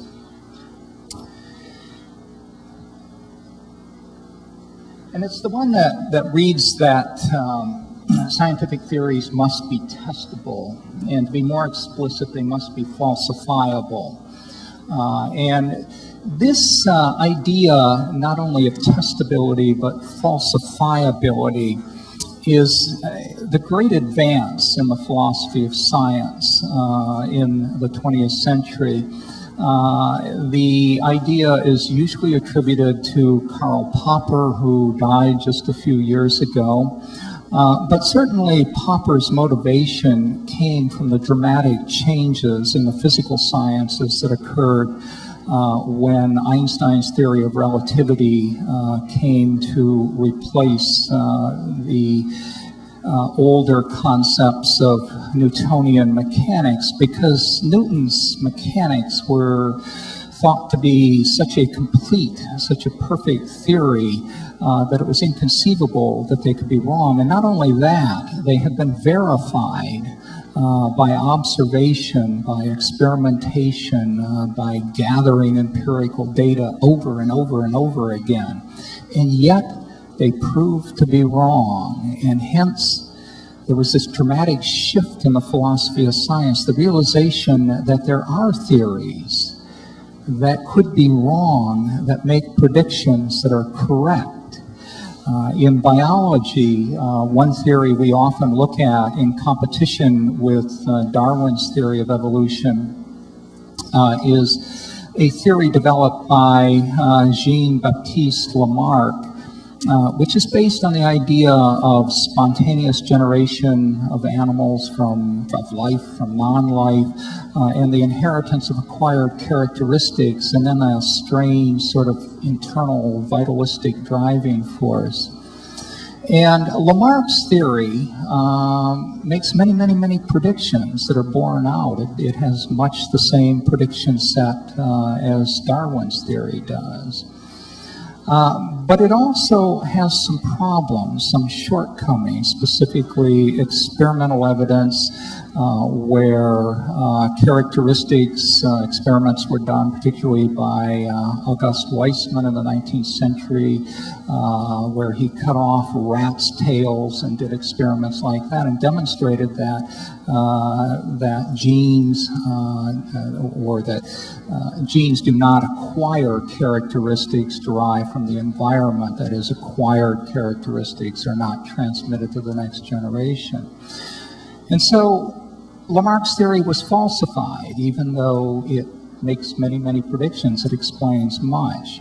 So what we need to do if we are to consider Genesis as a scientific hypothesis is to explore how it can be falsified. That is the essence of science. What sort of predictions does it make that we could test against empirical data? and either corroborate the hypothesis or falsify it. And one of those predictions, at least in Kent's interpretation, is that the Earth is 6,000 years old. Now, if that were the case, we would have found that to be the case using radiometric dating methods. When we do that, we find that the oldest rocks on Earth are something of the order of 3.8 billion years, not 6,000 years. And even here in Michigan, we have bones that we can carbon date that are more than 6,000 years old. And so I don't see how within the scientific methodology one can say that creation as a theory is anything but falsified. Now we could carry that further, but in order to do so we would have to make the Genesis hypothesis more precise. And one of the terms we've got to pin down is this word, this term, kind. What is a kind? And I put that question to Kent right now.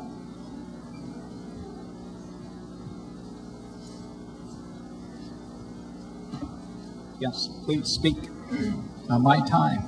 On your time? You may speak on my time. Oh, okay. So that I can... I guess I would like to maybe ask you a question also to go along with your question. What is a species? A wolf and a dog are classed as a different species, yet they are interfertile. We have Canis lupus, Canis domesticus, so there's never been a good solid definition of species either. I would say the average 5-year-old could tell you if two animals are in the same kind. For instance, if you get a horse and a zebra, they're probably the same kind of animal. But a horse and a banana are not. So I think it would go back to the micro-macro evolution. All we've ever observed is animals bringing forth after what anybody of average intelligence would consider the same kind. A Great Dane and a Chihuahua, though they're very different, are still the same kind of animal. So I can't give you a solid definition of the word. I can tell you things that obviously are not the same kind, the horse and the banana. And I can tell you that the evolution theory does say the horse and the banana came from a common ancestor. And I can say that's not science. But it seems to me that if God created kinds and revealed this in Genesis, that it should be known with sufficient precision that you'd be able to begin to state some of the properties. Specifically, what I'm looking for is what the genetic boundaries might be. For example, it is problematic with domestic dogs, and particularly their relationship to wolves. And the thinking is right now that actually dogs are wolves. The genetic data for a very close relationship of dogs to wolves is simply compelling. And coyotes are not much more distant. So would you consider those distinct species? Where would you put an animal like a dingo in relation to those, or a hyena, for example? Are they a distinct kind? Are they the same kind? And how can we delimit these boundaries so that we can begin to test whether it's plausible that there were distinct creations of these? And as I said earlier, it's essential that the theory be elaborated in a sufficiently precise way that we can make these tests. And but let me speak actually to this issue of what is a species. This is my area of research, and to be honest with you, I don't know. Now, actually. And this is a pervasive problem, or a pervasive topic of discussion, let me put it that way. It's really not a problem in evolutionary biology. I just came back from an international ornithological congress in Durban, South Africa, and there was a whole symposium devoted to species definitions, and believe me, it was very contentious. However, Darwin, in a sense, wrote The Origin of Species, but he also created the problem, what is a species? Because before Darwin's time, before Darwin wrote The Origin of Species, there was no problem with what a species was. It was each individual distinct act of creation. But what Darwin said is a species arises in a continuum. And the problem is that when we see species, we see distinct entities. Even though wolves and dogs can interbreed, anyone, at least anyone better, be able to tell the difference between a dog and a wolf. There is a profound difference between them. There's this discontinuity. There are really few intermediate forms. There are no intermediate forms between bananas and dogs, or whatever example Kent gave.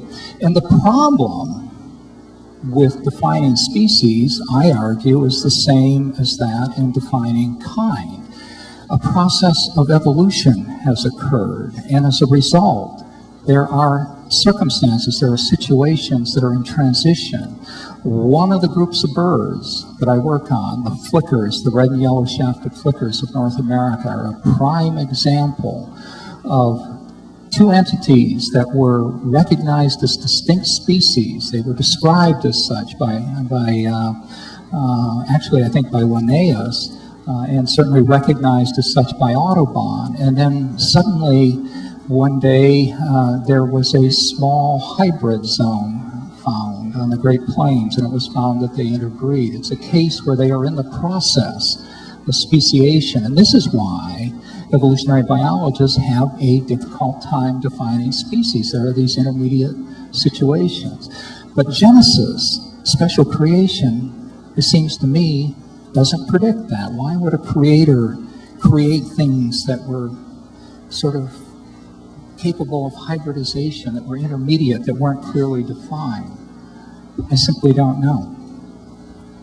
Well, I would point out that probably the two types of birds that are now creating a hybrid zone may have indeed come from a common ancestor.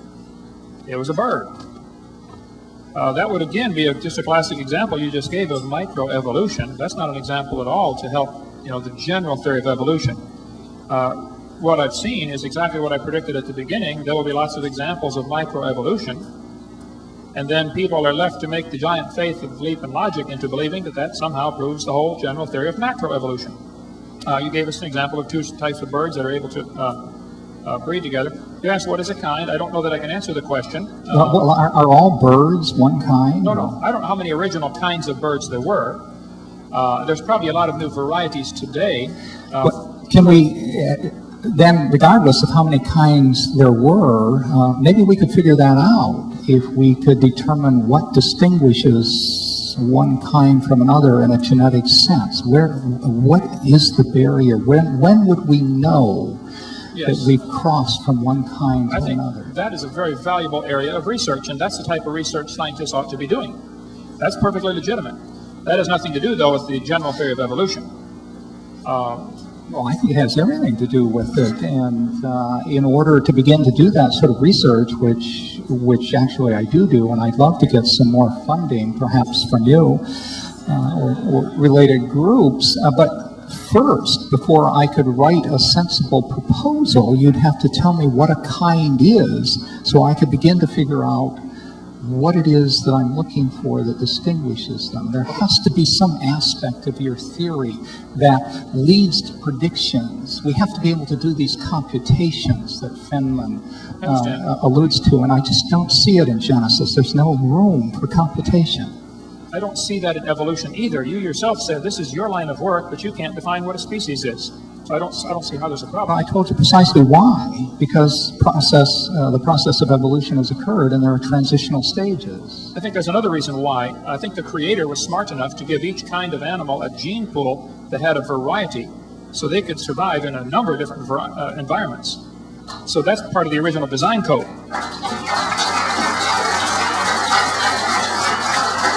Well, if that were the case, why did he shortchange the cheetah, which is a large African cat, which at first blush would look to be marvelously adapted. It can run at a speed of something close to 70 miles an hour, but it seems to have virtually no genetic variation in its population.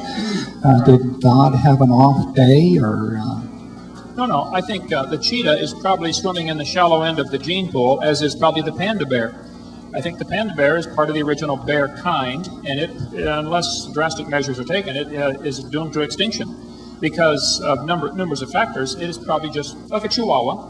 A chihuahua is the shallow end of the dog gene pool. If I gave you 500 chihuahuas and told you to crossbreed them until you get back to a Great Dane, it wouldn't happen. You can't get back to a Great Dane because so much genetic information is lost. The cheetah is probably part of one of maybe several different original cat kinds.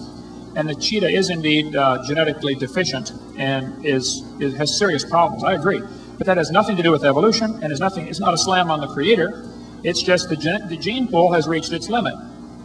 And the cheetah is right at the edge and probably will not survive. But that doesn't prove we all came from a rock. And it certainly doesn't prove the cheetah and the banana are related. It's still a cat.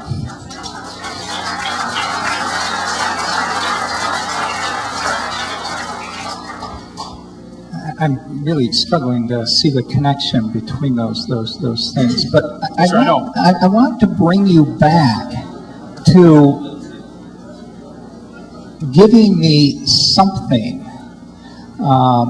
about the nature of kinds that would allow me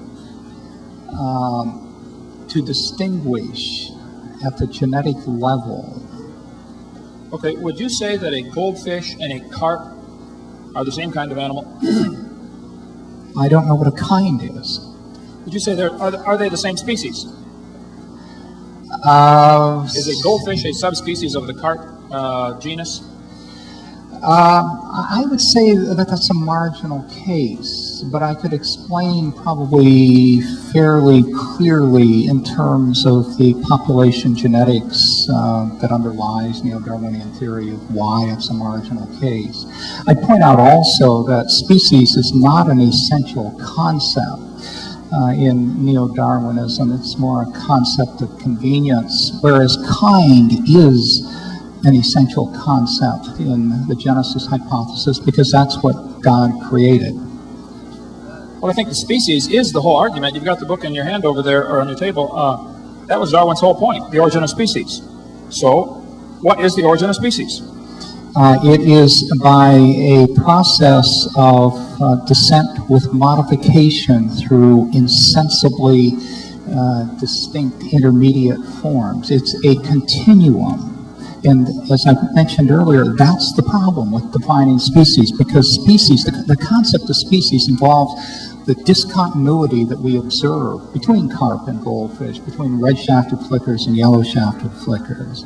And we understand that as evolutionary biologists, it's not a problem with the theory, but it seems to me that the definition of kind is at the very base of beginning to test Genesis as a theory of the diversity of life.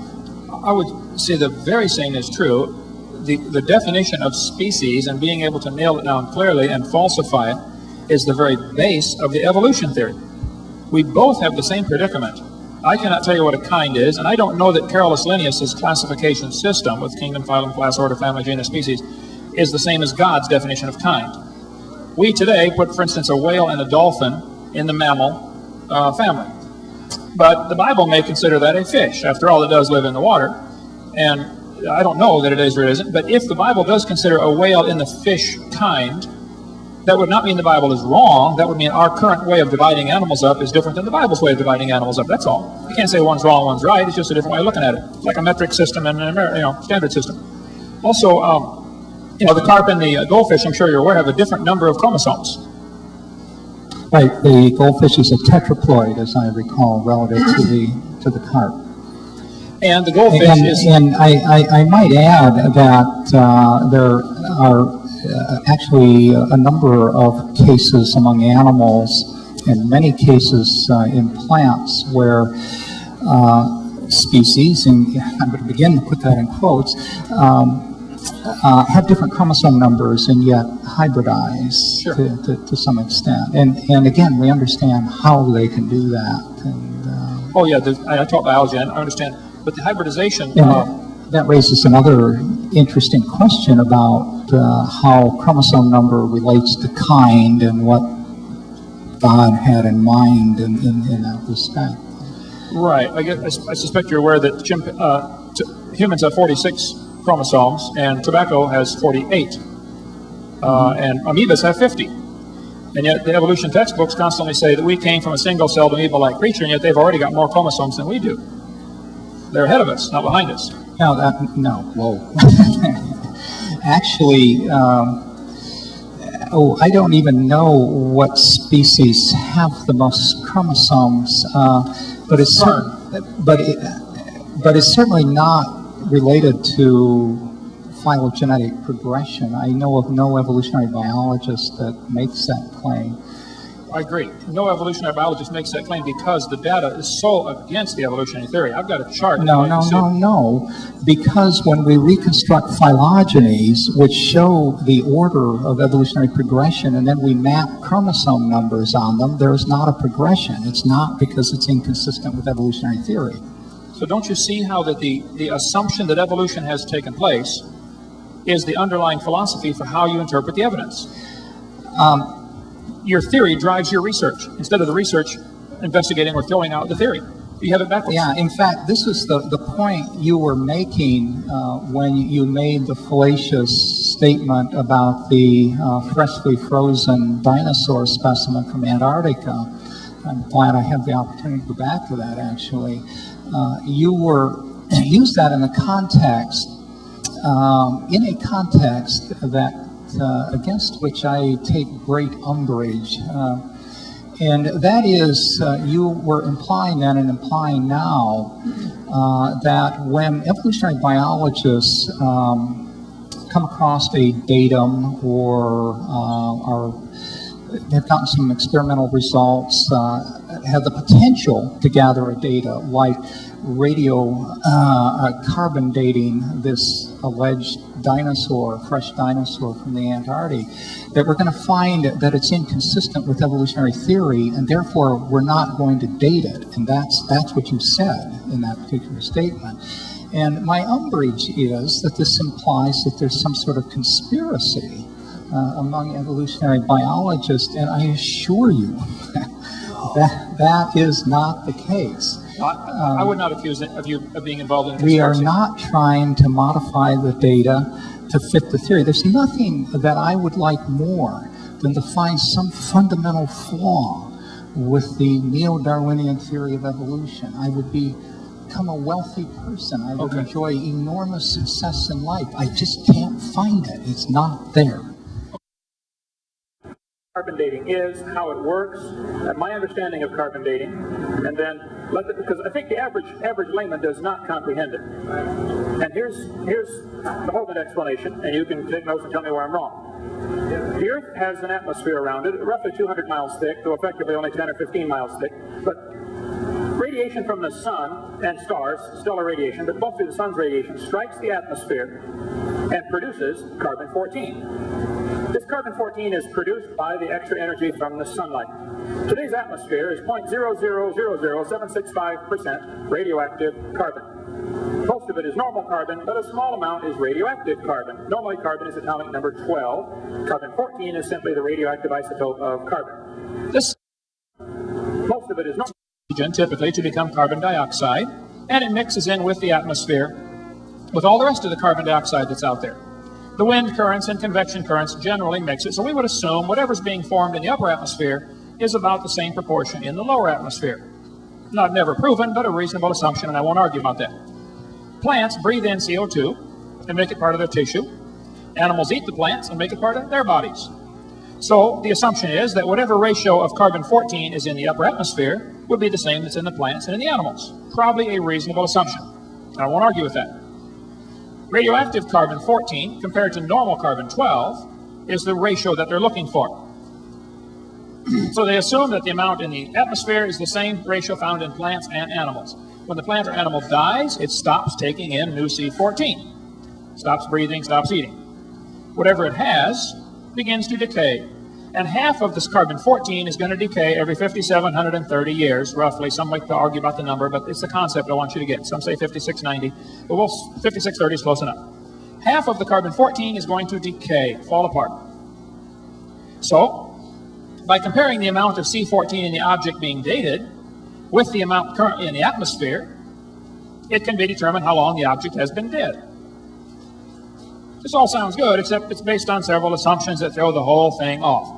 If I told you to fill a barrel with water, but I had drilled holes on the other side of the barrel, so as you reach up to a certain point, it starts to leak out.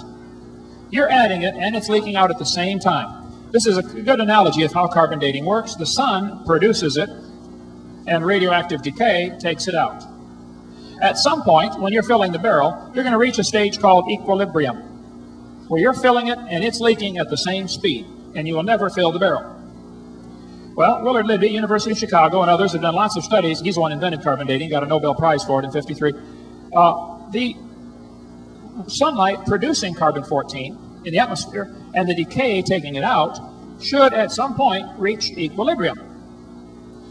So the studies came back where the result was that probably if you took a brand new Earth, created it from scratch, stuck it out in the solar system, let this process begin, sunlight producing it, decay taking it out, it would take about 30,000 years for the atmosphere to reach equilibrium.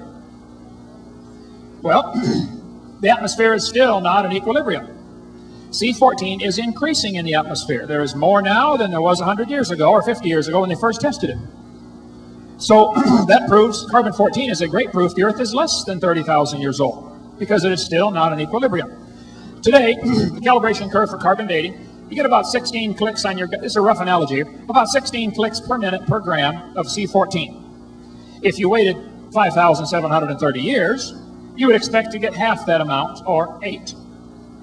If you wait another 5,730 years, you would get only 4 clicks per minute per gram, and you would assume the object is 11,400 years old.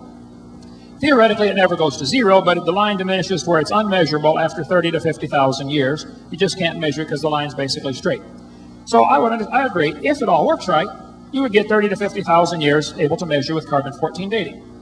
Problems, serious problems associated with this, and we can talk about all the other dating methods if you'd like, but if you walked into a room and found a candle burning on the table, and I asked you the question, when was it lit? You said, I don't know, it was burning when I walked in. Well, we can do some things to this candle that are called empirical science. Hard, testable, nobody's going to argue with you, science. We can measure the candle. Let's suppose it is 7 inches tall. We get all the scientists in the world, we all measure it with incredible, precise instruments, and we all agree it's 7 inches tall. How long's it been burning? Anybody know? I won't tell you, will it? Let's do some more empirical science. Let's measure how fast it burns. Let's suppose, after extensive testing, we all agree it's burning 1 inch an hour. Nobody's going to argue with the fact. Now, who can tell me how long it's been burning? Correct. You got it. When was it lit? You can't tell me unless you're willing to make a few assumptions. Now, here's the assumptions. How tall was it? We have no idea. Has it always burned at the same rate? We have no idea. With carbon dating, we know how much carbon's in the object. That is measured very precisely, almost down to the atom. I don't argue with the ability to measure the C14 in a fossil. I don't argue with that. That's probably very correct. But they're assuming how much was in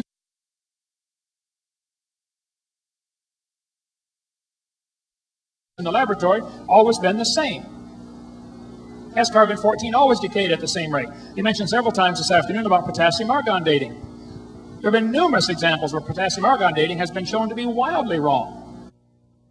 Hawaiian volcanic lava. I was just there a few weeks ago. 1802, the volcano erupted. They potassium-argon dated it at 3 billion years old, I believe, or some great wild number like that. See, the Bible teaches the earth used to have a protective canopy of water above the atmosphere. This is all gone. It fell down. It's in the oceans today. I can't prove this. This is part of the creation theory. This water would filter out radiation and prevent the formation of most carbon-14. So since our calibration curve today starts at 16, what if they started with 2 before the flood? If they only had 2 clicks per minute per gram of carbon on their Geiger counter from carbon-14 before the flood, we would dig them up 4,400 years later and assume they started at 16. and went from 16 to 8 to 4 to 2 to 1, but actually they went from 2 to 1. They're only 4,400 years old, but we think they're 40,000 years old, which is why they get so many wild dates. Here's the documentation if you want to check this out. Living mollusk shells dated at 2,300 years old. Science, volume 141. Freshly killed seal, carbon dated at 1,300 years old. Just killed it. Shells from living snails, carbon dated 27,000 years old. 1984. One part of the Valasovich mammoth, carbon dated 29,000 years old. Another part was 44,000 years old. How old was that mammoth? One part of Dima, the baby mammoth that was found dehydrated, carbon dated at 40,000 years old. Another part was 26,000 years old. And the wood around it was 10,000 years old. 3 different dates. This is talking about the same location. The lower leg of the Fairbanks Creek mammoth had a radiocarbon age of 15,380 years, while the skin and flesh were 21,300 years. How old was that mammoth? When did it die? 2 Colorado Creek mammoths had radiocarbon ages of 22,000 and 16,000, both in the same creek next to each other. So if someone wants to hang all of their eternity on the idea that carbon dating proves the Earth is billions of years old, that I would highly recommend you not do. Carbon dating, though it is an interesting concept, is based on several obvious fundamental assumptions. How much was in that object? If the Earth's atmosphere today contains 16 clicks per minute per gram, you don't know that it's always had that. Matter of fact, we know that it hasn't always had that. Just in the last 50 years since they've measured it, it's increasing. Carbon dating, I think, is an excellent proof that the Earth is not billions of years old, and it's proof it was recently created. It has not yet reached equilibrium. They get wild dates from these, and I can tell you from experience, the dates that they choose to publish are the ones that fit the evolution theory. I don't know about a conspiracy. I don't know if there's a smoke-filled room of professors who are deciding to support evolution, but I think there is a conspiracy with Satan versus God. And I think Satan wants people to believe his lie, that evolution is true and how we got here, so they won't find the Savior. And I must apologize, Dr. Moore. You mentioned that, I don't know if anybody caught the comment, one first thing you started with, this is why you drifted from Christianity years ago. If my demeanor has come across as offensive to you, I do apologize. This subject is near and dear to my heart. And I do get very emotional about this. And I'm sorry, you are not the enemy. Okay? I would love to see you converted. I told you that on the phone.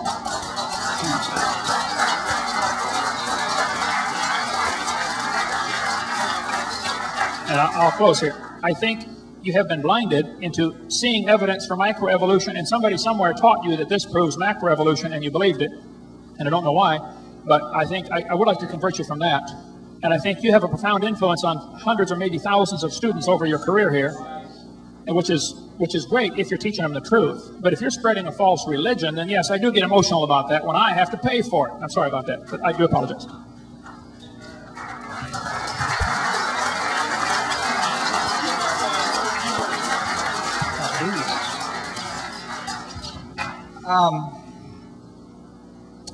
Let me just start by just talking a little bit about radiometric dating, but I want to do so in a little bit more general sense. And that is that carbon dating is actually one of several methodologies. It's the one that's used to date most recent fossil remains. And it is based on concepts of radioactive decay and atomic theory, which tell us, among other things, that decay rates are constant, and this has, of course, been tested experimentally jillions of times, I suppose. But let me come back to the example that I cited earlier, the moon rock that was divided into 9 samples and sent to 9 different laboratories, which really wasn't. You can't hear me? When you read those 9 papers, and mind you, I'm not a geophysicist, but I do read the papers as someone who knows the scientific method. I know a good scientific paper when I see it. That first of all, this was sort of an odd set of papers in that they were the first reports of lunar rock dates, And one of the interesting aspects of it was that the papers came out of a conference that was held where each of the authors came to the conference with their manuscript written, with their specimens dated, and they hadn't seen one another's data prior to that they came blind, essentially. It was a blind experiment. And there was more than one specimen, of course. There were some number of kilograms total and a large number of specimens dated in the 9 different laboratories, usually by several methods in each laboratory. And if you read those papers, as I do as a scientist but not a specialist in the area, there is a striking consistency in the dates that come out of them. And that is that there were 2 populations of rocks collected, essentially. One dates at about 4.6 or 4.7 billion years, and the other is somewhat younger, around 3.6 or 3.7. And the interpretation of the lunar geologists of this was that the older date, 4.6, represents the age of the formation of the moon, the original formation, and the younger date represents the time of the formation of the Sea of Tranquility, where the stones were collected. But the overwhelming sense I had was that the conclusions were really remarkably consistent. And if you go to the library and read the literature on radiometric dating, first of all, be prepared to spend a lot of time there. It's a huge literature. It's very complex, and it'll take you a long time to work your way through it. But it is remarkably consistent, the dates that come from different methods. It is also true that there are bogus dates, and in most instances, it's known precisely why the dates are bogus. Radiometric dating of almost virtually every sort does not work well with metamorphic rocks, for example, the potassium-argon method. And that's because as the rock metamorphoses, the argon escapes, and you end up with a bogus date.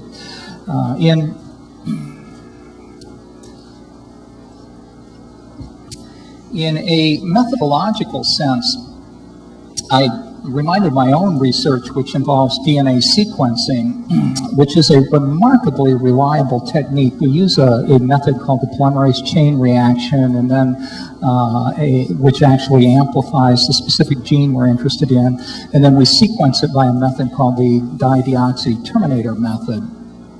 And we take extraordinary precautions when we're in the laboratory. First of all, it takes a long time to reach the level of technical skill that allows you to do this. It takes our students who've completed their undergraduate work, they're usually well into their doctoral programs before they begin to sort of come to grips with the theory of this. But in any event, the results we get are very reliable. But occasionally, we get a bad sequence. And the reason we get a bad sequence is that the polymerase chain reaction, which was used, I would imagine, to sequence Monica Lewinsky's dress, among other things, is a remarkably powerful method. It starts out literally, or can, with a single gene and amplify it up to a concentration where you can actually do chemistry on it in the laboratory. And as a result of that, it is easy to contaminate a sample. This is what a lot of the argumentation in the O.J. Simpson trial swirled around, is the potential of contamination of the polymerase chain reaction. And in my own area, I can even point to 2 or 3 examples in the literature published in scientific journals of bad sequences. It happens. It's just the way technology is. But that doesn't mitigate the fact that overwhelmingly the polymerase chain reaction works, and it proved to be the smoking gun evidence, as you know, for Bill Clinton. So the same argument in the broader philosophical context, when you look at the philosophy of science, applies to all the dating methods. If you take the science seriously, if you trust the scientists to the extent that I trust any scientist, it's still overwhelming that radiometric dating works, and the Earth is an awful lot older than 6,000 years. One final comment I want to make with regard to radiometric dating. As I mentioned to you, I'm an evolutionary biologist, a geneticist. I'm not a geophysicist. Kent is a science educator. His degree is in science education. To my knowledge, he does not publish scientific papers. Is that right? Do you publish scientific papers? Do you work in the laboratory, or? The question is, have I published scientific papers? Yeah. Do you work in the laboratory? Have you? Oh, no, sir, no. Yeah. In my case, if you take what I say about radiometric dating, you should take it with the understanding that it's coming from someone who looks at it at a secondary level, and the same would be true for Kent, that in effect you're listening to two charlatans talking about an aspect of science that neither of us knows in sufficient detail to really be talking about it like this. At that point, I want to return in the few minutes I have left. We keep wandering away from my efforts to find something within the book of Genesis that would lead to a testable prediction. And what I'm thinking is, I hope I'm not beating a dead horse or a dead dinosaur, so to speak, but I want to return to this idea of what a kind is, because, again, if we could determine what that is, and if we are willing to concede that microevolution occurs, which would allow some diversification within kinds, we could actually do a survey of the animal or plant kingdoms, or the bacterial kingdoms for that matter, and we could determine whether the genetic diversity between kinds, between species, within species, was consistent with the prediction that we derive from the Genesis hypothesis, and therefore we could test it. So I have to return to this. And before I do, if you'll just hold that thought and try to respond to that. Another test that comes to mind concerns genetic diversity. There's a well-known phenomenon in population genetics and evolutionary biology that when a population is reduced to a small size, that much of the genetic variation in the population is lost. And this is thought to be the explanation of the very low genetic diversity among cheetahs, and you can do experiments in the laboratory with Drosophila that demonstrate this very clearly. It is the case, and Genesis is fairly clear about this, that in the flood of Noah, that species pairs were put on the ark 2 by 2. Actually, there's a distinction between clean animals and unclean animals, and I'm not sure what that is, but unclean animals were brought on 2 by 2, and yes, clean animals, I think in pairs of 7 or 6 or something. I don't remember exactly. And that with regard to the human population or human sample on the ark, there was Noah and his wife, his 3 sons and their wives. Now, this is a population bottleneck, which according to the Genesis hypothesis occurred 4,000 years ago. And among other things, it would mean that there was only a single Y chromosome, that is Noah's male sex-determining chromosome. And I haven't done the calculations exactly, but we could. I mean, we could actually test this hypothesis. We could calculate how much genetic diversity there should be in modern populations, applying the uniformitarian principle of science, which I claim is essential if you're doing science, which would be to base it on mutation rates that we measure in the laboratory. And we could calculate what the genetic diversity of human populations ought to be. And where we want to look first, as I said, is at the Y chromosome. Then the mitochondrial genome, because it's transmitted only through the females, we'd have even a smaller bottleneck there. And then we would want to look at the nuclear genes. But I claim, without having the data in hand, that the genetic diversity in human populations vastly exceeds a bottleneck of that sort. If we had really gone through the Noakan bottleneck, then heart transplants would not be near the problem they are today. The problem with all tissue transplants, heart transplants, liver transplants, has to do with the enormous diversity of the major histocompatibility genes. There are more histocompatibility alleles than it seems plausible could have come through that bottleneck.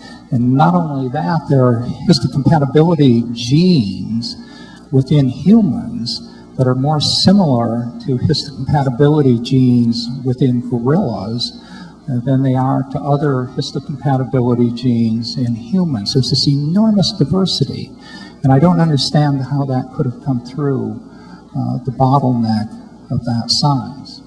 So I want you to address the problem of defining kind such that we can look at how genetic diversity ought to be partitioned between kind species and within species, and then address this problem of the seemingly excessive genetic variation. Okay, I'd be glad to do that. We've got quite a few questions that come in, right? Yeah, if you don't mind, we appreciate all that you all have done, and we all enjoyed it very much. Maybe we give them all a big hand.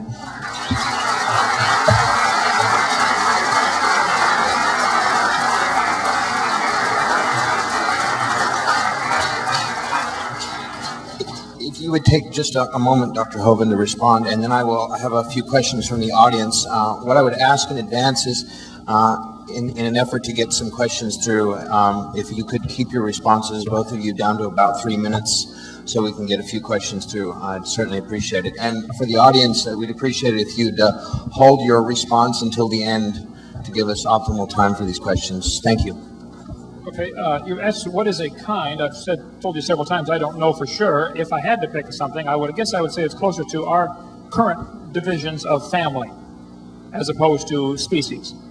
You've never given a definition of species, and you made a big deal about making predictions, yet the evolutionists do not make predictions. I will give you some predictions based on the Genesis account. I would predict that because of this worldwide flood, we should find lots of fossils all over the world, zillions of them, things that are dead. We should find layers of coal and natural gas and oil from the plants and animals that were buried in this flood. We should find sedimentary rock over most of the earth. We should find fossil seashells on top of major mountain ranges all over the world. That's a prediction, which obviously is true. I mean, everybody knows, and that's the way it is. So I think that's a reasonable prediction from Genesis. You mentioned about Noah taking species on the ark. I didn't use the word species, and he didn't use the word species, and God didn't use the word species. God says two of every sort and two of every kind. Sorts and kinds are the only words used to describe these animals. So your whole effort seems to be to try to box somebody into a corner to make a definition of kind, when you're not willing to do that on species. And then if somebody did make a definition of kind, like I said, okay, if I had to, I would say probably more like a family, you will then devote enormous amounts of research to determine how that could be wrong, and yet you won't devote the same amount of research to study how your idea could be wrong of evolution. It's very one-sided here. It seems to be more anti-creation than it is pro-science. I would point out, as far as the bottleneck of coming through Noah's family at the flood, all of us coming from a rock is an enormous bottleneck, which is what the evolutionist ultimately believes. We all came from a single common ancestor. You talk about a bottleneck, that's just simply not possible. You mentioned about the carbon dating. You may be aware that when Richard Leakey found the skull, KNM ER 1470, found 1972, it looked like modern humans, but it was found under the KBS tuft. Now, the KBS tuft had already been dated by potassium argon dating from Nature magazine, April 18th, 1970, page 226. It had been dated at 212 million years old. This date had been verified several different ways. Everybody accepted the date of the KBS tuft at 212 million years old until they found the human skull underneath. The only way they knew the potassium argon date was wrong was the fossils didn't match the theory. So evolution, assumption, was the driving force to change the date of the KBS Tufts. It was dated numerous times. There's quite an article about it in here. 10 samples were dated and ranged from 0.52 million to 2.64 million, a wide range of dates, and that's all the data right here. I'll be glad to I'll let you see this afterwards. So I think it'd be a false characterization to say that carbon dating is consistent or that anything about it is consistent. The theory of evolution and the assumption of how old the thing should be based on the layer it's in, that drives the consistency, because only the dates that agree with the theory are published. Well, that's not science. That's they did the same thing in the Soviet Union. Find a teacher 10 years ago, and get a teacher and put him in the Soviet classroom 10 years ago, have him stand up and say, boys and girls, I don't think communism works. I think capitalism is a better theory. What would happen to that teacher? Well, he'd be shoveling snow in Siberia if he survived. And I would be willing to make a prediction that if a teacher in this university stood up and said in their class, I don't think evolution, the macroevolution, is a reasonable theory. I think it's never been observed. It's purely a religion. I think creation's a better explanation for how we got here. He wouldn't be shot or go to Siberia, but he'd probably lose his job. I would be willing to bet the $10,000 you have on the table that wouldn't happen if the faculty member had tenure. Even if he didn't, it simply wouldn't. Are you familiar with Dean Kenyon at Stanford University? Dean Kenyon wrote books about evolution. He was a strong supporter of evolution. He got converted and became a creationist. He wrote the book of Pandas and People. They tried to fire him, but he was already tenured. Stanford University, they made him a lab assistant. Call Dean Kenyon and ask him if there's any prejudice against creationists. You 10,000.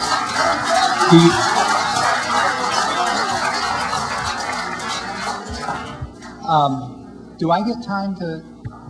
If you wouldn't mind, I'd just like to give you 15 seconds. All right.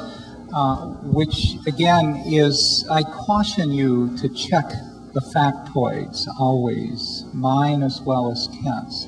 And I would be willing, I'd be interested in talking to Dean Kenyon if you'll give me his phone number, email, or address. Sure. And I can give you a list of others who've been censored over creationist teaching. But anyway, let's take some of the questions here. A couple questions from the audience, and once again, so that we can get a couple of these through, we'd like to ask that you limit your answers to about 3 minutes. The first question is directed to Dr. Hovind. The question is that you keep stating that evolution is a religion.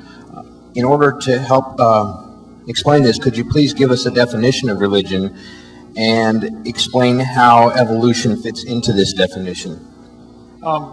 I would say a religion, by that I mean something you have to believe in without any empirical scientific evidence. I guess I would contrast science, things that we can observe, test, demonstrate, with religion as in something we have to believe in, that you cannot see it or observe it, for instance. So I guess that may be a loose definition of religion. Webster's dictionary definition is, a religion is belief in a divine creator or creators that brought the universe into being. So the evolution theory is a belief in how the universe came to be. So it fits all the criteria of a religion with the Webster's dictionary definition. Dr. Moore, our response perhaps at why it is not a religion? The theory of evolution by natural selection is not a religion because it's falsifiable. And it has, even beyond that, it is a valid scientific theory in that it has withstood numerous tests of its falsifiability. I can conceive of data right now that we might gather that would convince me that, or would in effect falsify the theory, and it would have to do with finding this pervasive pattern of homology among genes. Again, when the molecular era, the era of molecular genetics dawned on us, it was conceivable that we would begin to look at genes and that we would find that there was no pattern of relatedness among them. And if that had been the case, I would have given up the idea of evolution immediately. And I want to mention another point that we really should talk about, and we haven't, And that is what empirical evidence is. It seems to me as there's an abundance of empirical evidence, not only for macroevolution, but for the connection between macro and microevolution. And so in order to say that macroevolution is not a science, or that it's a religion, we need to find out what the empirical evidence is that Kant and other creationists would accept, that would falsify it as a scientific theory and would move it across Popper's line of demarcation from science to religion. It seems to me like the empirical evidence is overwhelming in support of an evolution theory. What you're referring to is in support of macroevolution in particular. You think there's empirical evidence for macroevolution? Is that what you said? I didn't catch it last time. Yes, I think there's overwhelming empirical. Would you please give me an example? Okay. Would you consider humans and chimps two distinct kinds? I would consider humans and chimps two distinct kinds, absolutely. Then why is there this level of genetic similarity between the two? But I really don't need to ask you that question. I'd like to have the question. The challenge is, though, is that a test of a prediction of evolution theory? And evolution theory predicts that all species arose from previously existing ancestral species, and that means that they not only acquired their anatomy by a process of modification through evolution from the common ancestor, and so one should see homology at that level, but you should see homology at the genetic level as well. And moreover, if independently we had a phylogeny that told us that there was a particular order in which a particular set of species arose based on anatomical studies, and so it's independent of the molecular data, then molecular data comes along decades later, and we use that to generate a phylogeny in the same way, and the two are identical. I consider that strong support for a continuity. And this is really what the test of macroevolution is. It's continuity versus discontinuity across kinds. The humans and chimps, I would say, are different kinds of animals. I would argue there are literally thousands and thousands of differences. You chose to look at the DNA sequence between humans and chimps, and it is a certain percentage of similarity there. I could point out that a watermelon is 97% water, and a cloud is 100% water, only 3% difference, and a snow cone is 98% water, as is a jellyfish, by the way. So snow cones and jellyfish are identical if you want to make the water content the criteria. If you're wanting to make the DNA the criteria for humans and chimps, that's fine. There are a lot of similarities. To me, it's pretty obvious. There's a common designer. I would say there's thousands of similarities between different computer programs that are all produced by Microsoft. Not because they all evolved, from hieroglyphics, but because the same guys are designing these programs. That's why.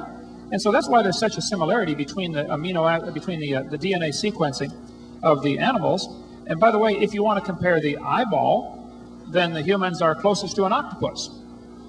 If you want to compare cytochrome C, then we're closest to a sunflower.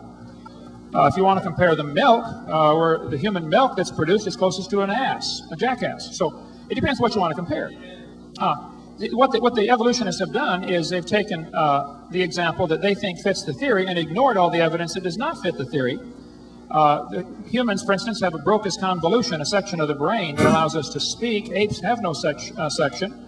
The foot structure is absolutely, totally different. They have a grasping foot where we do not. Apes and chimps, neither one can touch all their fingers to their thumb. I would say the hair distribution on the body is pretty obviously different in some cases. It depends what you want to compare. I would point out that the Honda Prelude and the Honda Accord have thousands of similarities and probably thousands of interchangeable parts. But that doesn't prove they came from a Chevy. It proves they came from the same designer. So the evidence you're giving is classic. It can be used just as well as evidence for creation. So I don't see why I should have to pay for your particular interpretation of this evidence to be taught to all the kids as science, when it's simply your religion. It's something you believe. Dr. Hovind, another question addressed at you. The question is based on first principles. If the first principles of religion begin with God, how did God come into being? And if God wasn't created, then does this imply the possibility that matter can in fact create itself? Well, there really are only two options that anybody's been able to figure out. Somebody created the universe, or it created itself. The only ones with a third option are those out there on the lunatic fringe who would say, we're not really here at all, we just think we're here. We are here, and everything we see is winding down. We see stars blow up, nova or supernova. We see everything degenerating. So that would say there must have been a beginning. And just the simple concept of geometry, with infinity, if matter is infinitely old, and if time is indeed eternal, if time has always been here, then you really couldn't get to today, because when did it start? I mean, just the fact that we're here today proves there was a beginning. There has to be a beginning to this time. The Bible's very clear in Genesis chapter 1. In the beginning, God created the heaven and the earth. The beginning is a reference to time. God started time. In the beginning, God created the heaven, a reference to space. God created time and space and matter. Those three are a continuum. One cannot exist without the other. You cannot have matter without space. You cannot have matter and space without time. The three had to come into existence simultaneously. Now, the fact that God is outside of that and is beyond my comprehension makes him worthy of worship.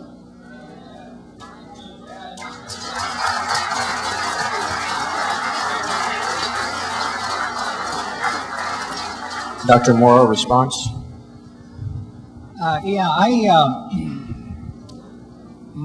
My response, this is a question that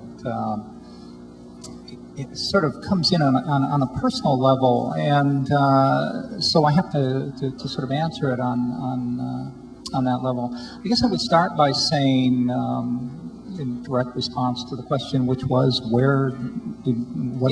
if God came into being without the effect of a creator, doesn't that demonstrate the possibility that matter can in fact create itself? Yeah, I simply haven't a clue. How can anyone know that? And I'm one of those people for whom logical consistency is very important. And I am a scientist in my thought processes at home as well as in my laboratory and office. And the nature of God, the nature of the beginning, falls outside of the scientific method. The science just doesn't deal with that. And because I practice science in my thinking at all times, I'm necessarily an agnostic. It's the only logical conclusion, it seems to me, that one can come to. There's no way of knowing the nature of God. And I counsel those of you who follow a religious faith that you be aware of the diversity of religions, and that many people have very distinct concepts of God and the nature of things than you do, and that somehow, among other things, you have to have come to trust your own belief system and those that are leading you, and I think you should be very, very wary of that. One last question, and then there will be some closing remarks, and I believe we will break for some fellowship. This question was addressed to Dr. Moore specifically, and that is, Darwin essentially believed that given enough time, the fossil record would fill in the gaps, and yet, as we've heard today, that hasn't actually happened. As a scientist, how do you relegate your views and your beliefs in evolution with the fact that there are still missing links? Yeah, that's simply a misconception of what Darwin said. Darwin, like virtually, in fact, Darwin is in many ways the founding father of this concept that the fossil record is very incomplete and will never be filled in completely. We know, among other things, from the processes of fossilization that there are certain kinds of organisms that simply don't fossilize well. I have the misfortune of working on one of the groups that do not fossilize well, birds, because they have small, fragile, thin bones, and many of them are forest-dwelling species that when they die, they fall on acidic soils and they simply perish before they can become mineralized. And so no one anticipated or anticipates that the fossil record is going to be filled in. I would point out also, and let me state it this way, that if there were no fossil record at all, and this is plausible, I mean, it's really a rare event that results in the fossilization of a dead animal, and it's entirely conceivable that there would be no fossil record. I would argue that we still would have discovered evolution, that evolution as a theory does not rely on the fossil record, and I restate that the fossil record as it exists, as poor as it is completely consistent with the theory of evolution and highly inconsistent with the Genesis hypothesis because of the stratigraphy and the dates, which I've mentioned before. Dr. Hovind? Yes, I appreciate you stating that no one anticipates the fossil record will be filled in, and yet there are literally trillions and trillions of fossils in the world. To say that fossilization is a rare event is true today, but the very existence of these trillions of fossils. I was just in Lompoc, California, in the diatomaceous earth quarry out there, where they find in unbelievable volumes of fossils. The Karoo Formation in Africa, they estimate, has 800,000 billion, 800 trillion fossils of vertebrate animals in one formation in Africa. The existence of fossils is not the problem, folks. The existence of intermediate fossils is the problem, which I think the fossil record is clear evidence the animals were created after their kind. There's never been an exception to that. We don't find any evidence of the trillions of fossils available that shows there's been any change from one kind of animal to another. If you want to go with a species, there might be some evidence that there's been, some speciation, but I don't know that I would like to use that word. I stick with the word kind.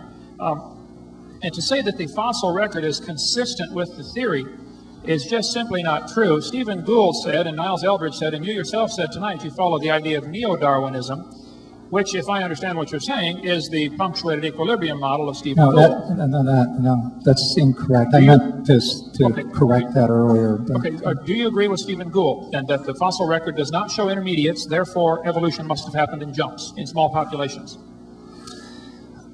Do I have 10 minutes to address that question? I mean, one cannot address Steve Gould in any less than 10 minutes. Well, let's get Steve Gould back. People that were here when Steve Gould was here and offered to let me come debate him, and he refused. I would be glad to do that also. I'm just a high school science teacher, that's all. I'm no great scientist, but I'm sick and tired of this propaganda being pushed off on these kids, that's all.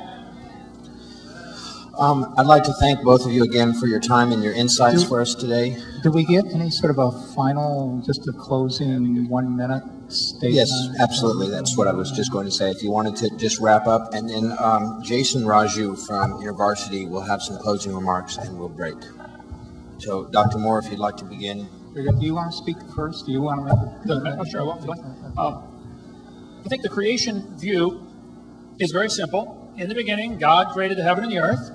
Not very long ago, by 6,000 years is a long time, but that's, not compared to the billions. I think the fossil evidence is overwhelming. There was a worldwide flood. We find layers of strata all over the world, sometimes several thousand feet thick, as in the Grand Canyon or other places like that. I think the evidence that we see in the fossils and the evidence of the strata of the earth is evidence of a worldwide flood. God judged this world. And Satan doesn't want you to look at the strata and see God's judgment, because then you might fear Judgment Day for yourself and get ready for that. Satan's got you blinded into thinking that the fossil evidence is proof for evolution, when actually it's great proof for creation and a judgment of God. The fossil evidence, the oil, the coal formation, the natural gas, it's all evidence there was a judgment on this world, and it's coming again. And you better get ready for that, and God loves you. I have a very hard time finding opponents for debates, especially a second debate with the same opponent. That is just about doesn't happen. I would be honored, Dr. Moore, to debate you. I appreciate your kind manner. You didn't get hostile and yell. And it's a very emotional subject with me, obviously, but I'm trying to stay calm. But I would be honored to debate you again, or you and Stephen Gould together, or you and any 10 other evolutionists you can get. I would like to see some scientific evidence for the macroevolution concept. And until there is some, I would like it removed from the schools. It's just a religion that people believe in. And I fear that if you continue following that and don't trust Christ as your Savior, you'll go to the hell that you may or may not believe in. I don't want that for you, okay? God loves you. Thank you so much.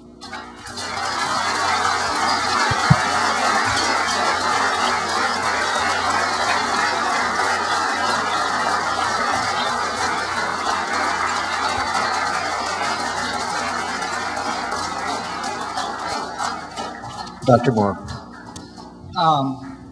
Well, I thank you, first of all, for your concern. I guess I would start by saying deja vu all over again. We're beginning to talk about teaching evolution, teaching creation in the schools. And this is an issue that's been debated over and over and over again in this country. It's actually not often debated in other countries, but in this country it is.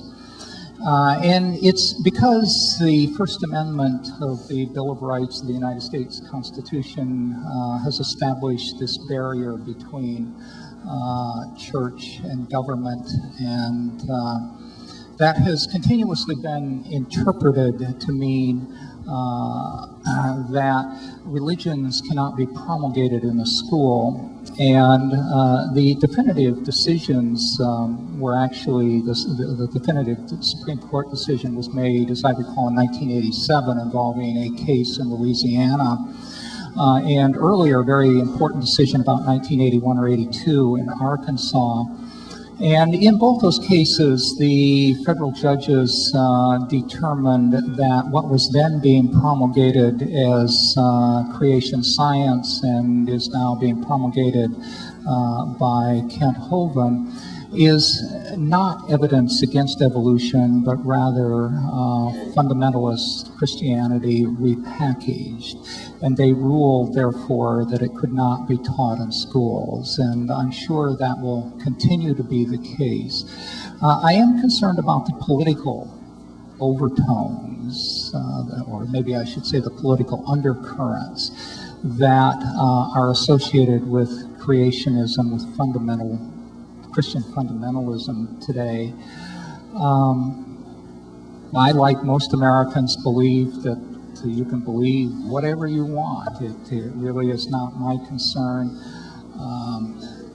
But when it becomes a political movement, it does concern me. And I would be inclined to say at this point, and I will, that there really is, at some level, it depends on how you work it out in your own mind, no conflict between science and religion. I know many deeply religious people who are evolutionary biologists who have reinterpreted the book of Genesis. They have taken it as a work of literature. They have taken it as an allegory, and they have been able to understand evolution in context, evolution as well as Christianity in the context of Genesis. So that's a possibility. And I would say further that there really is a large separation between science and religion. There's a large set of questions that science simply doesn't address, and they have to do with what one ought to do, what is morally right and what is morally wrong. And up until a few years ago, I'm sure we would have found that if you wrote down your moral values and my moral values, that they'd be nearly identical, and I suspect they would be nearly identical today. So a few issues we would disagree on, and the most prominent of those is the nature of homosexuality and what Christian fundamentalists think about it. For the most part, I would say that science, and particularly evolution, has absolutely nothing to say about morals. But this is one area where it seems to me as though science, in particular evolution, perhaps can provide some guidance. Specifically, that to be homosexual, to have a sexual orientation that is not specified in the Bible, that is condemned in the Bible, may in fact be normal. And that what Christian fundamentalists are beginning to do now in attacking and criticizing homosexuals is becoming very political in what I view as a very sinister way. And I caution you to think very, very carefully about your faith and the prophets that you're following.